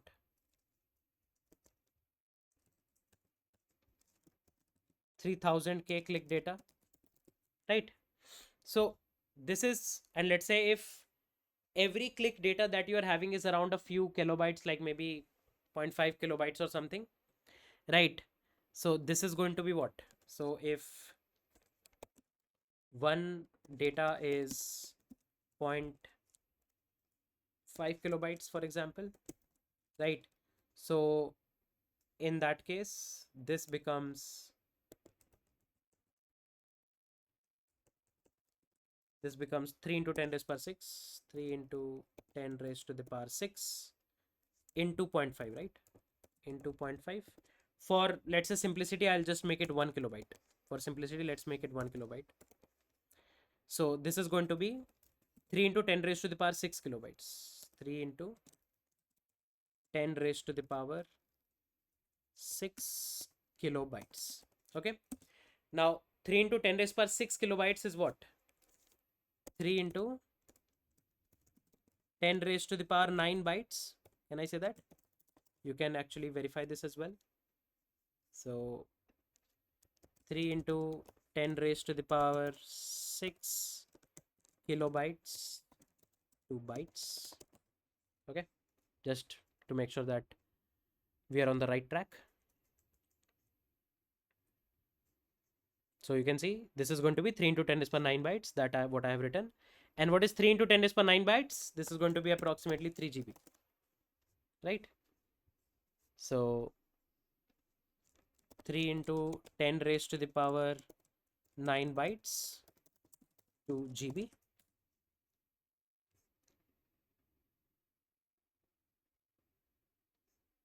You can see it's 3 GB. So more or less 5-minute data that you're processing is a 3 GB kind of like a data. So if you have 24 such 5-minute data pointers, let's see how much data you have. So 24 into 3, 72. So it's approximately 72 GB of data, which is technically very large. But for simpler calculation, I just took 1 kilobyte. I believe it should be around 0.1 kilobyte overall. But so let's do it like 0.1 kilobyte. If we do 0.1 kilobyte, this will become 0.3 GB and this will become 7.2 GB. This is more realistic to actual numbers that you get. So you can say 1 hour of data is around this. So if you have to process, let's say 7.2 GB of data, of course, you are going to do kind of like a parallel processing, because you do not need to just use it on one machine. If you use something like HDFS or something, then you will be able to easily scale it up. So let's say you were able to see that when I am processing 10 GB of data, I only take 5 minutes. So 7.5 GB of data should definitely take something less than 5 minutes. So you will define your SLA that my 1 hour job will always complete within 5 minutes of the next hour. If you feel that now after 10 years your data has increased a lot, then you have to change the SLA for this job, because then other jobs will start failing, right? So let's say at 5:05 you have this, at 6:05 you have this, at let's say 10:05 you have this, and so on. So now for the 24-hour data, what you will say is that let's say next day or every day at 12:30 a.m. we run this job. Why 12:30? Because although we will expect that all of the data is available by 12:05, but still we keep some margin of error. And with that margin of error, we will say that this 24-hour of data will be available, right? So, and like at least the job will start. Let's say the job completes in like 1 hour. So let's say this job, let's say completes in 1 hour or 2 hours. So we'll say the SLA for this data is going to be 2:30 a.m. So every advertiser will be able to see, like I'm just giving you random numbers here, assuming that we kept some buffer and data process. And I have seen data processing taking so much amount of time. So we will say that every advertiser will be able to see the 24-hour data, the correct, and you can see that this is all going to be correct data. We are not making any approximations here or anything. This will be actual aggregation of data. So let's say there were few ad IDs coming up here, there were few ad IDs coming up here, there were few ad IDs coming up here, all of that aggregated here, then multiple aggregated up till here. So actual 24-hour data, the advertiser will be able to query from 2:30 a.m. right? From 2:30 a.m. the advertiser will be able to query this particular data. Now the only question is how. So one way is that we just tell the advertiser that the data that you're looking for is not yet available, or we do something better than this, right? So one is, by the time our SLA is completed, which I'm showing here very large, like 2:30 a.m., but maybe it's just 12:30. Still, you have 30 minutes where the advertiser is not able to see the last 24 hour of data, right? So by the time our SLA is completed, either we tell the advertiser we don't have the data yet, or we do something else, or we do something else. Now, in systems like financial system, like if this was like financial data, then we do not do anything else. We have to maintain extremely high accuracy. You cannot say that, hey, like when I say we do something else, I'm talking about approximations. We can talk about that later. But you cannot say to somebody that probably your sale was around $2 million and then the sale eventually comes out as $1.8 million. That approximations won't work here. So in very data critical systems like financial data, you do not rely on approximations. You make your or you make your stakeholders wait. For example, in Microsoft and in Meta, we actually make people wait. Like if, let's say, if a data is not available, we tell that, okay, the SLA is up till 2:30. This data will not be available and we cannot do anything about it. This is critical data. We cannot make approximations. We cannot lose the data. Hence, we cannot do anything about it. If the data is not available beyond the given SLA, then it's a severe issue. We raise our corresponding SEVs so that the on-call has to, on priority, resolve this data because it's a mission critical data. It cannot be delayed by 2:30 am because everything is dependent on this. So moral of the story is, using our Flink job, we will be able to process the data in chunk of 5 minutes, club the data in chunk of 5 minutes to make data for 1 hour, club the data for 1 hour to make data for 24 hours. For all of this, we can run separate kind of like Spark jobs, right? Using which we will be able to kind of like do the data aggregation, or we can have separate Flink jobs only, which can actually aggregate the data for us, right? So what we as of now know about our solution is that we are going to get a lot of ad clicks from every particular user, right? We are going to have an ad collection service which is going to kind of like act as a producer for us. This is going to be the first service which is going to collect the data. We are going to write it to the Kafka stream. Kafka stream is going to be read by Apache Flink. We already know about all the features of Apache Flink. We are going to dump it in some kind of like a OLAP DB. For now, we have started, let's say, with Redshift. And there is going to be an analytics service that can actually query on this Redshift DB in order to get the data altogether, right? So this is the current state of our application. So now we have a basic system ready here. What I would like you guys to do is pause yourself here and think about what among the functional and non-functional requirements that we have decided is actually not getting followed at this point of time in the current design. So at this point of time, we do have a bunch of requirements that we are yet to follow up. In terms of functional requirements, you can see that here users can click an ad and they will be redirected to a product page. This redirection logic is something that we have not yet talked about, although this is going to be super easy. We should track the data of the ad clicks and for every ad based on some time interval. This is something that we are able to somehow at some level achieve. We still need to drill down a bit. Advertiser might need to query the data about their ads on their performance. So we do have our OLAP DB where we can arrange the data and we can prepare pipelines which can dump the data in a certain way, which our analytics service will be able to query in an efficient way. So this looks good. And the top K part, we still have to figure out the top K part, right? So, and in terms of non-functional requirements, a lot of things are still pending. One of the key important things is idempotency. We do not want users to abuse multiple clicks on an ad, right? We also need to make sure that the correctness of data, we do not lose ad clicks. This is going to be important for our billing. Then we should be having data stored in a durable format. I believe the data storage like AWS Redshift is going to be extremely durable for us. So this is something that we have done, right? So this is something that is good to go. We need to discuss about fault tolerance a bit, and then let analytics query a bit more optimizations here. We'll talk about that. Let's try to make sure that system is as real time as possible, meaning advertisers should be able to see the data as soon as we can show them. So this is also something that we have to talk about a bit. We should have high availability for ad collection, high consistency for aggregation. This is at some level we have discussed.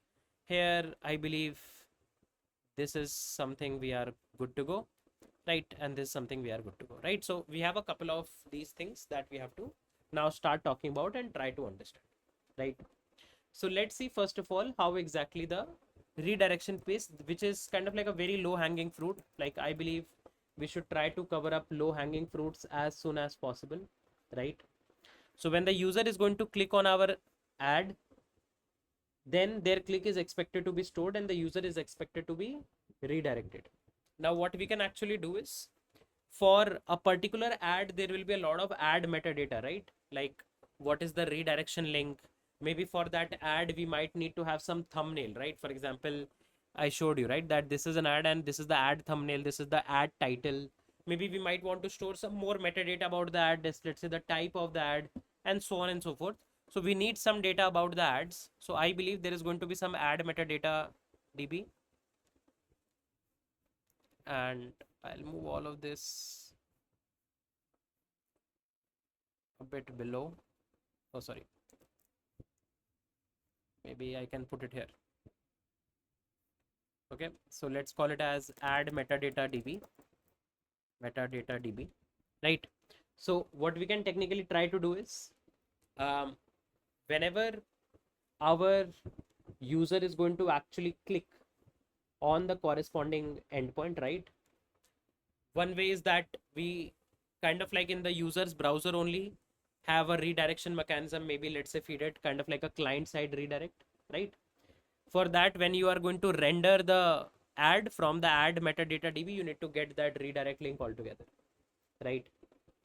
But the problem is, if you put the link of the let's say website where we want to redirect the users directly on the browser, then what people can actually do is, instead of clicking on the ad, they can just do an inspect element and then copy the URL, take that URL and manually go to the website, and their clicks won't be recorded. So that's bad for business, right? Okay, so what do we want to do? We want to make sure that we do account for the click of the user, and there should be some server side redirection that should happen, right? And how do we do server side redirection? From this ad collection service, maybe we can actually do some effort in order to do some server side redirection altogether, right? So how can this happen? So we can have some client codes like 302 redirect, kind of like a thing. So 302 redirect, this is the kind of like a response code that we can trigger, right? So our servers can track the click and respond with this kind of like a redirect status code. In this way, we will be able to collect all the ad clicks altogether, right? So what we can do is, when our ad click is technically written to the stream, right? So let's say once this part is technically done, then we can make our ad collection service to actually take the metadata of the ad, right? This will give back the metadata of the ad, and from here we are going to respond to the user with, let's say, a 302 code redirect and the actual URL, right? So this is going to be something that can help us to work around for the redirect. So one more functional requirement is more or less ready for us, right? This is also something that we have done. Now we can move ahead with, let's say, one more non-functional requirement. I believe the next non-functional requirement that we would like to technically pick up would be, let's say, idempotency. That how would we handle idempotency here? That means one ad click, at least for one user session, is accounted for once, kind of like a thing. Now, in general, in idempotency, what you do is you try to actually use some kind of like an idempotency key, and then you store that idempotency key at some point, and then use that idempotency key in order to check whether the user has already done this activity or not, right? Now maybe we might have to do the same thing here as well, but how? That's technically the question, right? Because now inside this ad collection service, we might have to actually check for an idempotency key, that whether this idempotency key has already been given to us or not. And based on that, we have to decide whether we are going to track the ad click for this particular user or not. Now, I believe the general flow of idempotency, which is take an idempotency key and maybe store it somewhere and check whether that idempotency key has been used already in an operation or not will not work here. Why? Because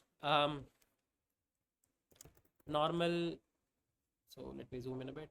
Normal idempotency might not be sufficient.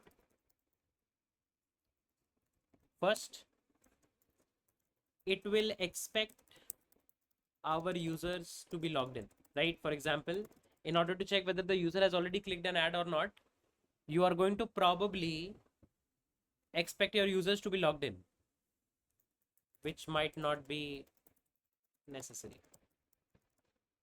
right? Maybe your user is not logged in. And then let's assume that you have a forced scenario like something like Netflix or Amazon Prime, that every user who is logged in can only use the app, so only they can see the ad. Still, maybe we want to retarget the user with the same ad. Like maybe we want to run the same ad again, and if the same user also comes back, then also it's okay for us. For example, we also see multiple times the same ad, right? But if you have already clicked on it, then is it like the same ad won't be shown to you, or even if you click it again, you won't be clicking, like accumulating the ad? That should not be the case, right? Maybe you want to retarget the user. So what will we do in order to handle idempotency in this kind of like a complex situation? In case of ads, there is something called as ad impression, right? Every ad can be considered as an impression. So what you can do is you can have a key value store like Redis that can act as your impression storage, or I would say impression cache. What is an impression cache? So inside this impression cache, what will you do is whenever your ad is going to be rendered on the browser, so let's say this is a separate flow from the user's browser where user browser requests for ad placement, right? That let's say I want to place some ads, give me the data. So for that, what will happen is, let's say that that request goes to your API gateway, and there is another service which is similar to your ad collection service, but its role is a bit different. It's your ad render service. And what this ad render service will do, whenever you are going to request for an ad, this ad render service is going to query the ad metadata, of course, because it will need the metadata from the ad, right? So let me put it like this. So it is going to query the ad metadata DB, get the data from the ad metadata DB, and then for each uniquely rendered or requested ad, it is going to create an impression ID. That impression ID can be something like a unique UID. So creates an impression ID. So you can say impression ID is a unique ID for each ad that you have rendered, right? For each ad that you have rendered, it's going to be a unique ID that you are going to store inside your Redis cache, and then return that impression ID to the user's browser. Okay. So all this dotted flow is for the rendering. Okay. Now the problem is that this looks good. Why? Because now you have a unique ID that is independent of the user's login information. Whenever the user is going to click, we are also going to send the corresponding impression ID. We are going to send the corresponding impression ID, right? And that impression ID can be then checked that did we already record a click for this impression ID or not. So before you write to the stream, what you can do is you can actually write to your Redis impression cache, right? That okay, we have received a click for this impression. This impression is more or less done, right? So it's going to help you kind of like do the idempotency. If the impression was already seen, then you do not write to the stream. If the impression is not seen, you mark it as true, and then only you write it to the stream. That is going to be one flow that we can actually follow here. So let's try to see if we get any problem with this particular approach or not. In this particular approach, you can see we are expecting 1 billion total ad click count. If we are having 1 billion total ad click count, the daily active users, let's see, were 5 billion, right? So 5 billion daily active users. Assume that for the number of ad clicks that we are actually getting. So you can see among these DAUs, not all daily click on some ads, but you are going to render ads to a lot of people, right? Assume even if you have to render ad for 2.5 billion daily active users, 2.5 billion daily active users. Let's assume that we have to render ads for 2.5 billion daily active users, right? Now, if you have to render 2.5 billion uh, daily active users, you need 2.5 billion new UUIDs, right? So what will be the case? Now, we will need 2.5 billion new and unique UUIDs. Now think about it. One UUID is 16 bytes, right? So one UUID, let's put it here only. One UUID is 16 bytes, right? So 2.5 billion UUIDs will be what? 25 into 10 raised to the power 9 into 16 bytes, right? So 25 into 16 comes as 400. So this comes as 400 into 10 raised to the power 9 bytes. 400 into 10 raised to the power 9 is what? 4 into 10 raised to the power 11 bytes. Or you can say more or less this will be 400 GB of data per day, right? Assuming it's a UUID. So it's going to be 400 GB of data per day. And if you have to run it for an year, you can already see this will go to a few terabytes of data, right? We can definitely do some cleanups here, like inside Redis impression cache. We can keep cleaning up like 3-day-old data impression if we can maybe remove considering it's stale or old. But this approach might put a lot of storage pressure on us. How can we solve this? What if we try to be a bit more smart and try to replicate the flow which we do with authentication sometimes using JWT tokens? So what is JWT tokens? It's JSON Web Tokens. It tries to make your authentication flow stateless. In normal authentication flow, what happens is, let's say the client, so the client hits the server, right? If your server checks the login details from the DB, and if your login details are correct, then server, what it does is, server generates a JWT token and give it back to the client right? Now the best part about this approach in authentication is that you don't store the JWT token.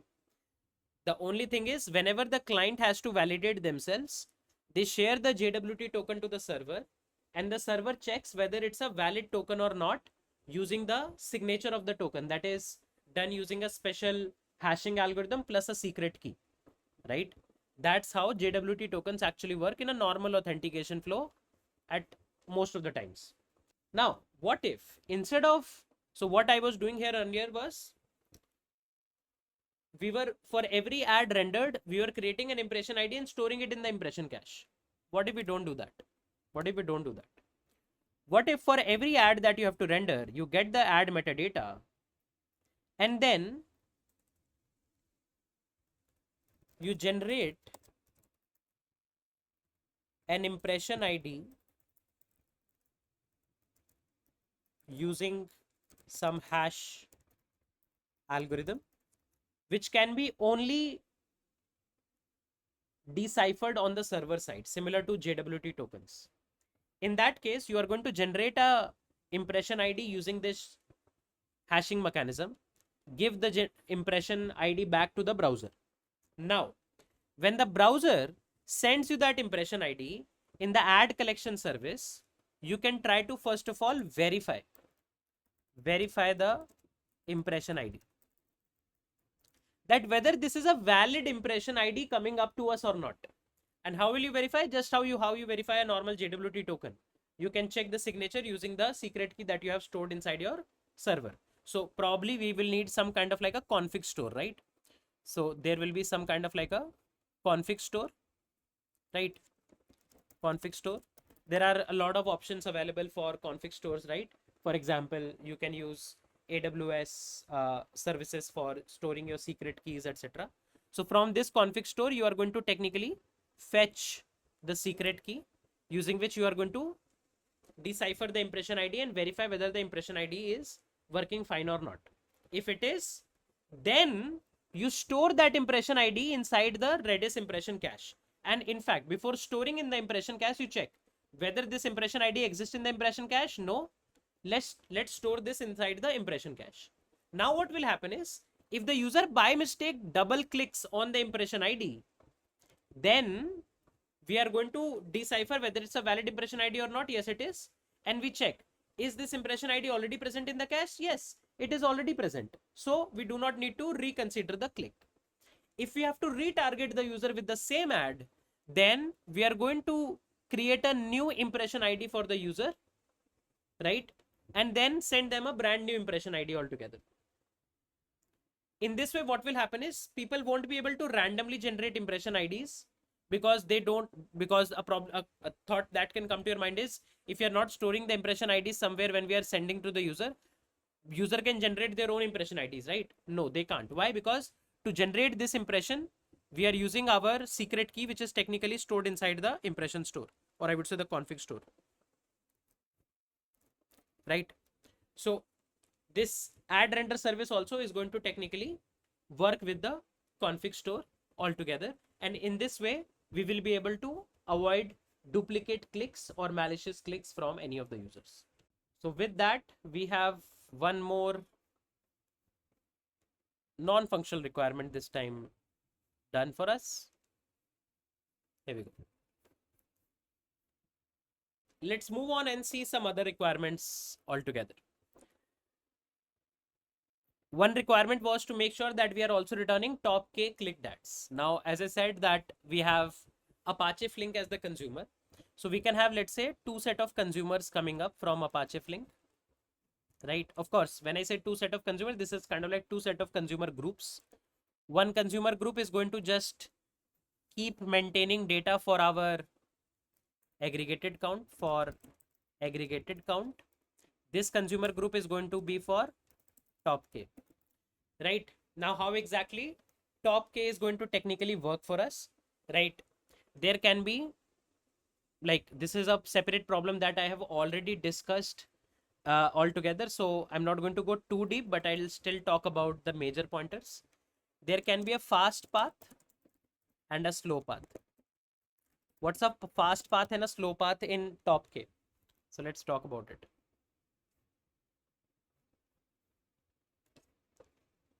So I'll expand this up. Okay, what's a fast path? So fast path means that we are going to count everything, right? Because let's say user says that give me the top 10 ads in the last 1 minute. Now aggregating the count of 1 billion ad clicks coming up a day for last 1 minute is going to be too fast for us. Like, maybe we are not able to complete our data aggregation pipeline, right? Because we have to aggregate the data all together. I told you, right, that this is how a typical aggregation framework will look like, that we will collect the 5-minute data. Then once we have the 5-minute data, we will merge it to have 1 hour data and so on. But what if people ask for last 1 minute of data? What will you do in that case? So for that, you can use probabilistic data structures like count, min, sketch. I've already talked about count, min, sketch in detail. What count, min, sketch does is it gives you kind of like a probable count, right? And like, why do you need count, min, sketches?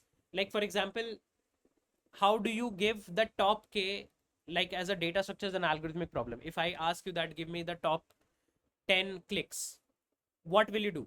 Probably you are going to create a hash map. Like, if not a count, min, sketch, what will you do? You will create a hash map for the ad ID to the click count. This will be the key value pair, ad ID and click count. Once you have the hash map of the last 1 minute, then using that hash map, what will you do? Probably you will create some kind of like a heap, right? You will create some kind of like a heap. So inside that heap, we will be having, let's say, the algorithm to figure out the top k altogether, right?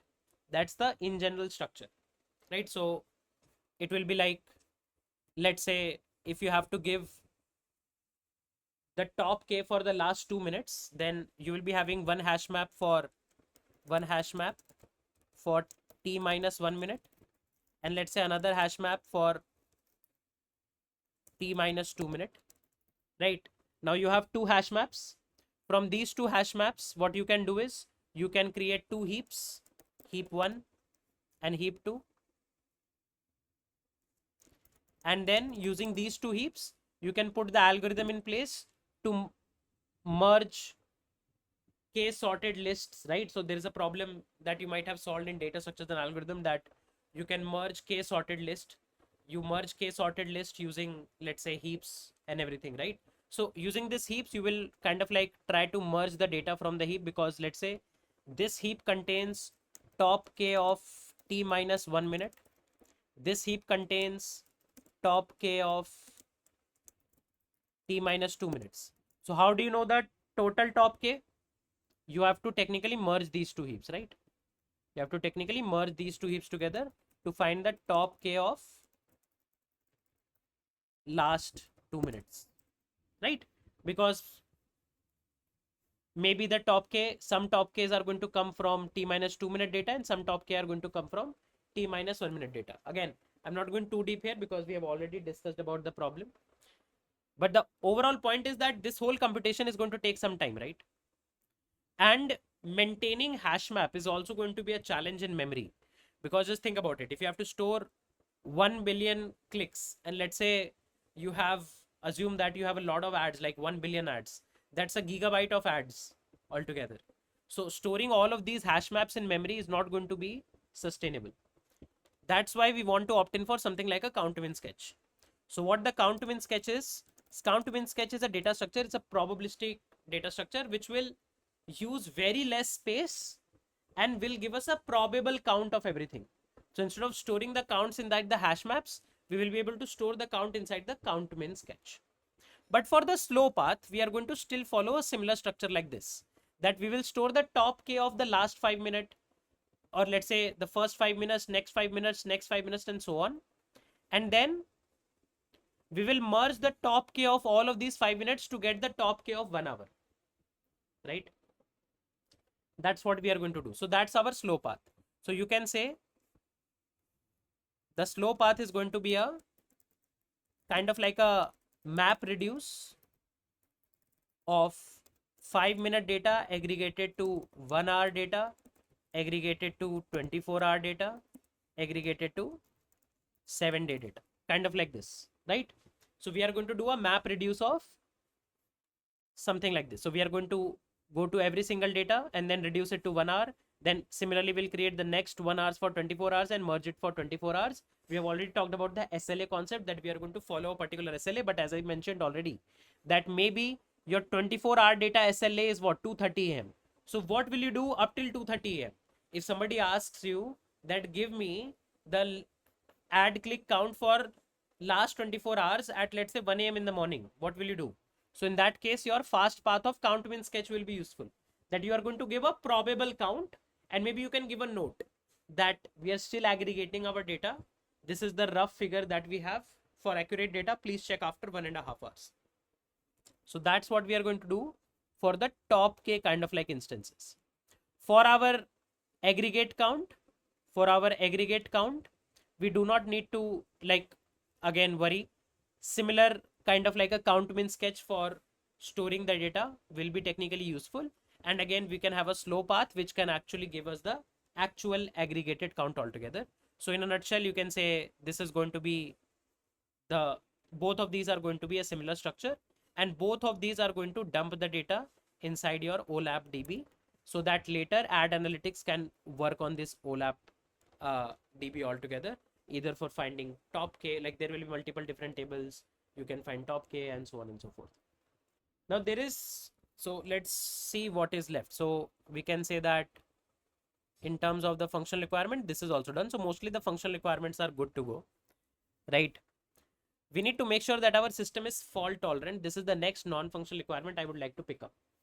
In terms of fault tolerance, I believe we have these services horizontally scaled, these services horizontally scaled. Config store is going to be, of course, something which will be horizontally scaled in terms of replication so that we don't lose the configuration altogether. In Redis also, we should have the relevant horizontal scaling coming up. Kafka once, because Kafka will give us the data durability, right? We will not lose the data for X number of days that we are going to configure. So that is okay. I believe the only problem where fault tolerance will come into the picture is what if Apache Flink goes down? Apache Flink has its own set of mechanisms to actually handle things. Like, for example, if I come back here, right? So we already know about the fact that Apache Flink is going to give us mechanisms around state management where we can have in-memory state. So even if things goes down, you can have data stored in RocksDB or in the file system altogether, right? So that is going to be something that can help us achieve some level of fault tolerance with Apache Flink. But there is a few more things on top. For example, if you see,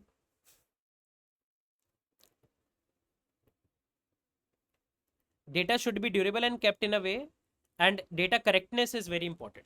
So sometimes what can happen is, let's say there is some calculation error, maybe something wrong happened. For example, something wrong as in, let's say Apache Flink was down, some ad clicks were added, but due to some configuration issue during the deployment of the instances of Apache Flink, it was not able to pick some ad clicks. How about that? Right? Or let's say there is some other transient issue, like your calculation logic was wrong. Let's say you introduced a new calculation logic and that new calculation logic was wrong. What will happen in that case, right? So we need to actually do something that can help us to resolve this issue so that we never I would say lose the correctness of the data. And if you carefully see, we do not need very high availability for data aggregation, right? So if we have to achieve consistency in terms of the ad clicks, right? I believe this high consistency should not be strong. It should be a high eventual consistency, right? Like eventually all of the data we should be able to reconcile properly in case of some, even if there are some calculation errors that are happening. Let's see how we can solve it. So in general, in computer science, there are technically two types of architecture that are technically followed, right? One architecture pattern is called as a lambda architecture. One architecture is called as a kappa architecture. So let's maybe write it here. Lambda architecture and kappa architecture,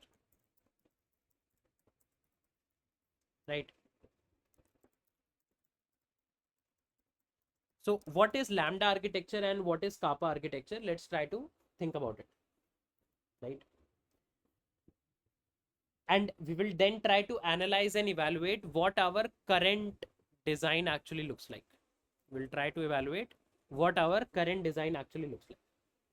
So you can say that in kappa architecture, we consider everything as a stream, right? Consider everything as a stream means, like, for example, if you see, the data flows inside Kafka as a stream and Apache Flink is a stream processor only. So it keeps on processing the data altogether, right? It is not like it is going to first collect the data at some point and then process it, right? So that's what your kappa architecture is. That is stream only architecture. So in kappa architecture, you have stream only. Whereas in lambda architecture, you try to do batching, right? You try to do batching. What do we mean by that? So batching means that you're going to process the incoming data in chunks. Like it's not like, let's say 10 data pointers got added inside your Kafka stream. You are consuming one by one the moment they come up. No. So let's say once the batch of 10 is full, then you process the batch together. That's what a lambda architecture is known for, right? If you see Flink, Flink is something that follows the streaming architecture. It's a stream first engine. That means it is always going to treat your data to be coming as a continuous flow altogether, right? But the problem is that during this continuous flow, maybe if your calculation is wrong, then you do not have much time left for any reconciliation or rechecking altogether. You cannot reprocess the batch because your calculation is wrong and now maybe you have dumped the data altogether. But streaming is important for performance, right? For low latency pipelines where you want to process the data as fast as possible, you want huge amount of performance, hence Flink is going to be useful. But where correctness is more useful for you, what you can use is something like Spark, Apache Spark. So Apache Spark actually processes the data in batches. So if you see in Lambda architecture, Spark is Apache Spark based processors is something that you can use. And in Kappa architecture, Flink based processor is something that you can use. So in our case, what we might have to do, we might have to do a hybrid of both. So here we are using a Kappa architecture. Along with that, what we can actually do is, so AWS Kinesis actually gives us a capability to dump our data inside S3, right? And we can do that using Kafka as well. Maybe you can have some consumer that dumps the data inside S3, right? So let's say you have data inside S3. And then what you can have is you can have Spark jobs. You can have Spark jobs that separately runs on top of this data inside S3. Let's say every 24 hour, you have some Spark jobs whose responsibility is reconciliation, verification, and validation, right? So you'll be having Spark jobs that are going to technically run. And in case the data that you actually filled inside the AWS Redshift was wrong, then it is going to raise alerts for that, raise alerts for wrong data. For example, in Meta, we have some services, right, which has to dump a lot of crucial financial data. Now, financial data is not something that you can actually make errors to. So what we have is we have separate pipelines which runs daily and tries to read the complete data of the whole day from a data store, which is kind of like not having any modifications from the actual source from which the data in the whole day is generated. And these Spark jobs can contain more complex logic. They can have batching mechanisms, more custom alerts, which you can actually use in order to identify that, okay, if there is some issues that were actually introduced during the processing here, then we are going to raise those issues. So for example, you can have a validation failure table altogether for every day, that after the processing of a day, if any particular data validation is failing, you can try to actually check that and raise alerts for that, right? So this kind of like a separate reconciliation and remapping pipelines should be there in order to make sure that you do not create errors during the processing of your data because of this stream processing system, right? Stream processing system can get errors due to a lot of issues, as I said, bad code push, out of order events if you are getting, and so on. Because here you are just getting an event, you're consuming it, getting an event, you're consuming it. That's not the case here. Here now you have all the events at one place. There is nothing transient, everything is static. You have the data. Now you can do any type of complex computation that you want, which can take 2 hours, 3 hours, 4 hours. You do not have a headache of performance here at this point of time. So this is going to be your reconciliation Spark jobs, which is going to make sure that eventually if there is some errors, your ad services later get exactly the correct data altogether. So this is an important crucial point, and this is something that I have done as well. So I can tell you that the importance in terms of business requirements for this reconciliation and validation pipelines is extremely huge, like extremely huge. For example, in Microsoft, we used to actually dump the data from a lot of pipelines, and there was an expectation that the final value of the sale or the bills that has been created, there should not be a error of a more than a particular delta. Let me tell you the use case. So for example, let's say you pay a particular company in US dollars, but their bank account is in INR. So there is going to be a forex conversion that is going to happen, right? Like you are going to convert USD to INR. Now during that forex conversion, some issues can happen. For example, because there are some decimals, let's say dollar is maybe 89.2534. That's what you wanted to consider. So because of these floating points, there can be some rounding errors that can come up in your logic, right? Apart from that, maybe there was a sudden change in the corresponding, let's say, forex exchange, but your Apache Flink pipelines were not aware about it because of any reason. Maybe the database that they were reading from was not updated. Any reason can be there. So these kind of like forex conversions can actually cause errors in the data. So we used to have validation pipelines that actually used to run in order to ensure that for a particular transaction, the error should not be more than a given threshold. If it is, it used to raise an alert, raise on-call tickets that we have some data that can actually cause issues during the month end. Please verify that, and it used to actually allocate an on-call ticket. So these reconciliation Spark jobs are going to be extremely useful. As I said, it's reading from a data source which is currently static. Nothing is moving here. It's not like data is incoming, we have to process immediately the incoming data. That's not the case. So this can be something like S3, or this can be another Redshift instance that your reconciliation Spark jobs are actually going to use. Now, so let me move all of this part a bit below.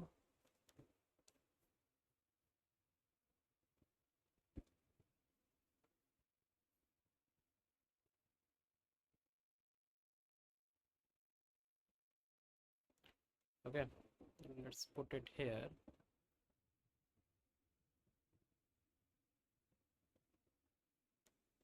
Okay.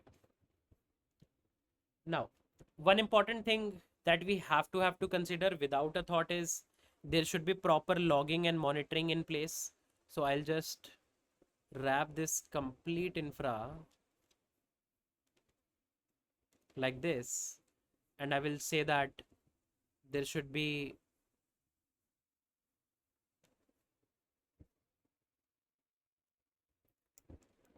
logging and monitoring and observability aspects at different level of the infra, right? So this is something that I make sure that I always add for any infrastructure that we are developing, right? So let's add that. Now let's see. So now we have a better call on correctness of the data because of the billing aspects of the things. Now you can see system is better fault tolerant as well. Why? Because even if, let's say, Apache Flink is not able to recollect some data, at the end of the day, we have reconciliation pipelines that will make sure that eventually our data here is going good and not having any problems altogether. We need to make sure that our system is as real time, like many advertisers should be able to see the data as soon as possible. Now you can see that AWS Redshift will not be able to give us like something like AWS Redshift, or let's say something like Hive will not be able to give us like a sub-second kind of like a latency, because they are actually meant for processing very huge batch of data, right? So maybe they take a couple of seconds, but they will be able to kind of like have huge batch of data processed altogether. So what I believe is, instead of making our analytics service getting data from here, maybe we can have some kind of like a smart routing that can go on, right? And apart from this, we can introduce one more storage using something like ClickHouse. So ClickHouse is kind of like a data warehouse or a big data storage, which is more optimized for high scale analytic queries. So what we can do is we can have a smart router in place, smart routing logic, using which you can figure out that the data that we are looking for, is it like expected, like is it like something that we are querying for, let's say last 2 minutes, 5 minutes, which might not be as of now present in ClickHouse. And maybe we can have some kind of like a CDC mechanism here. I'm not sure if AWS provides CDC, but I'm definitely sure that there will be some mechanism which we can figure out, right? That we should try to dump this data into something like ClickHouse. ClickHouse is not something that I have firsthand worked with, but ClickHouse is a very famous, I would say, solution for real-time speed querying, right? For especially in terms of OLAP processing. So this smart routing should be able to redirect our queries between Hive or let's say ClickHouse altogether, and maybe using CDC we should be able to dump the data inside ClickHouse asynchronously, right? Because durability of the data is very important for us, which should technically help us to give us sub-second uh, response time altogether. Also, your response time on queries will also be dependent on how you are dumping the data inside Redshift. If you just dump random data here and there without properly organizing it in, let's say, columnar fashion or columnar storage structures, then it can be problematic, I believe. For example, at Microsoft, we used to think a lot about what kind of data we are dumping inside our OLAP storages. Will that be easily queryable or not, and so on. So that is also something that you have to keep in mind. And I believe this is also good for us now because we have high availability available, and high eventual consistency aspect for aggregation and analytics queries there. And I believe this is something also that we are good to go with. And yep, one important thing that can maybe somebody can ask you in terms of Kafka, that what will be your partitioning logic. So you can maybe partition using ad ID, right? And let's say if there is some ad which a lot of people are actually clicking, let's say something kind of like a hot ad partition kind of like a thing, so we can use some kind of like a bucketing mechanism for the partitioning, similar kind of a bucketing that we discussed for, let's say, Discord, that let's say which, like, for one day of a particular ad we have one partition, so that even if that ad has been going on for so long, it doesn't creates humongous amount of data in one partition. So we need to figure out some better partitioning strategy, maybe add some bucketing mechanism on top, similar to the Discord messaging that we talked about. So that is also some scaling aspect that can come up. People can actually ask you as well that what are some of the things that you can actually try to improve, or maybe you think can create problems, and maybe during your testing mechanisms you would like to check. So a lot of time it becomes very useful that you tell that we will do proper stress testing and load testing of your system. And during the load testing aspects you need to figure out that, okay, what are your single point of failures, how many machines you have, like, as a requirement once you go on actual deployment altogether. You need to think about more aspect. For example, let's say when you are actually writing the ad data, you can see inside the metadata, maybe you want to add timestamps. If you're adding timestamps, then immediately you will figure out that timestamp will be collected from ad collection service. In that case, there can be clock drifts.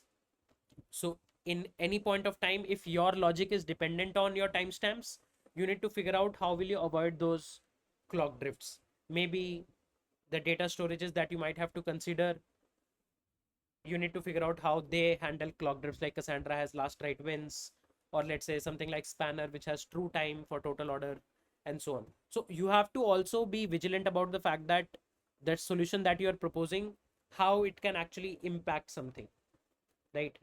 And so on. So, but I believe overall, this would be a good design to actually start with, and worth enough to actually consider a lot of scaling aspects here.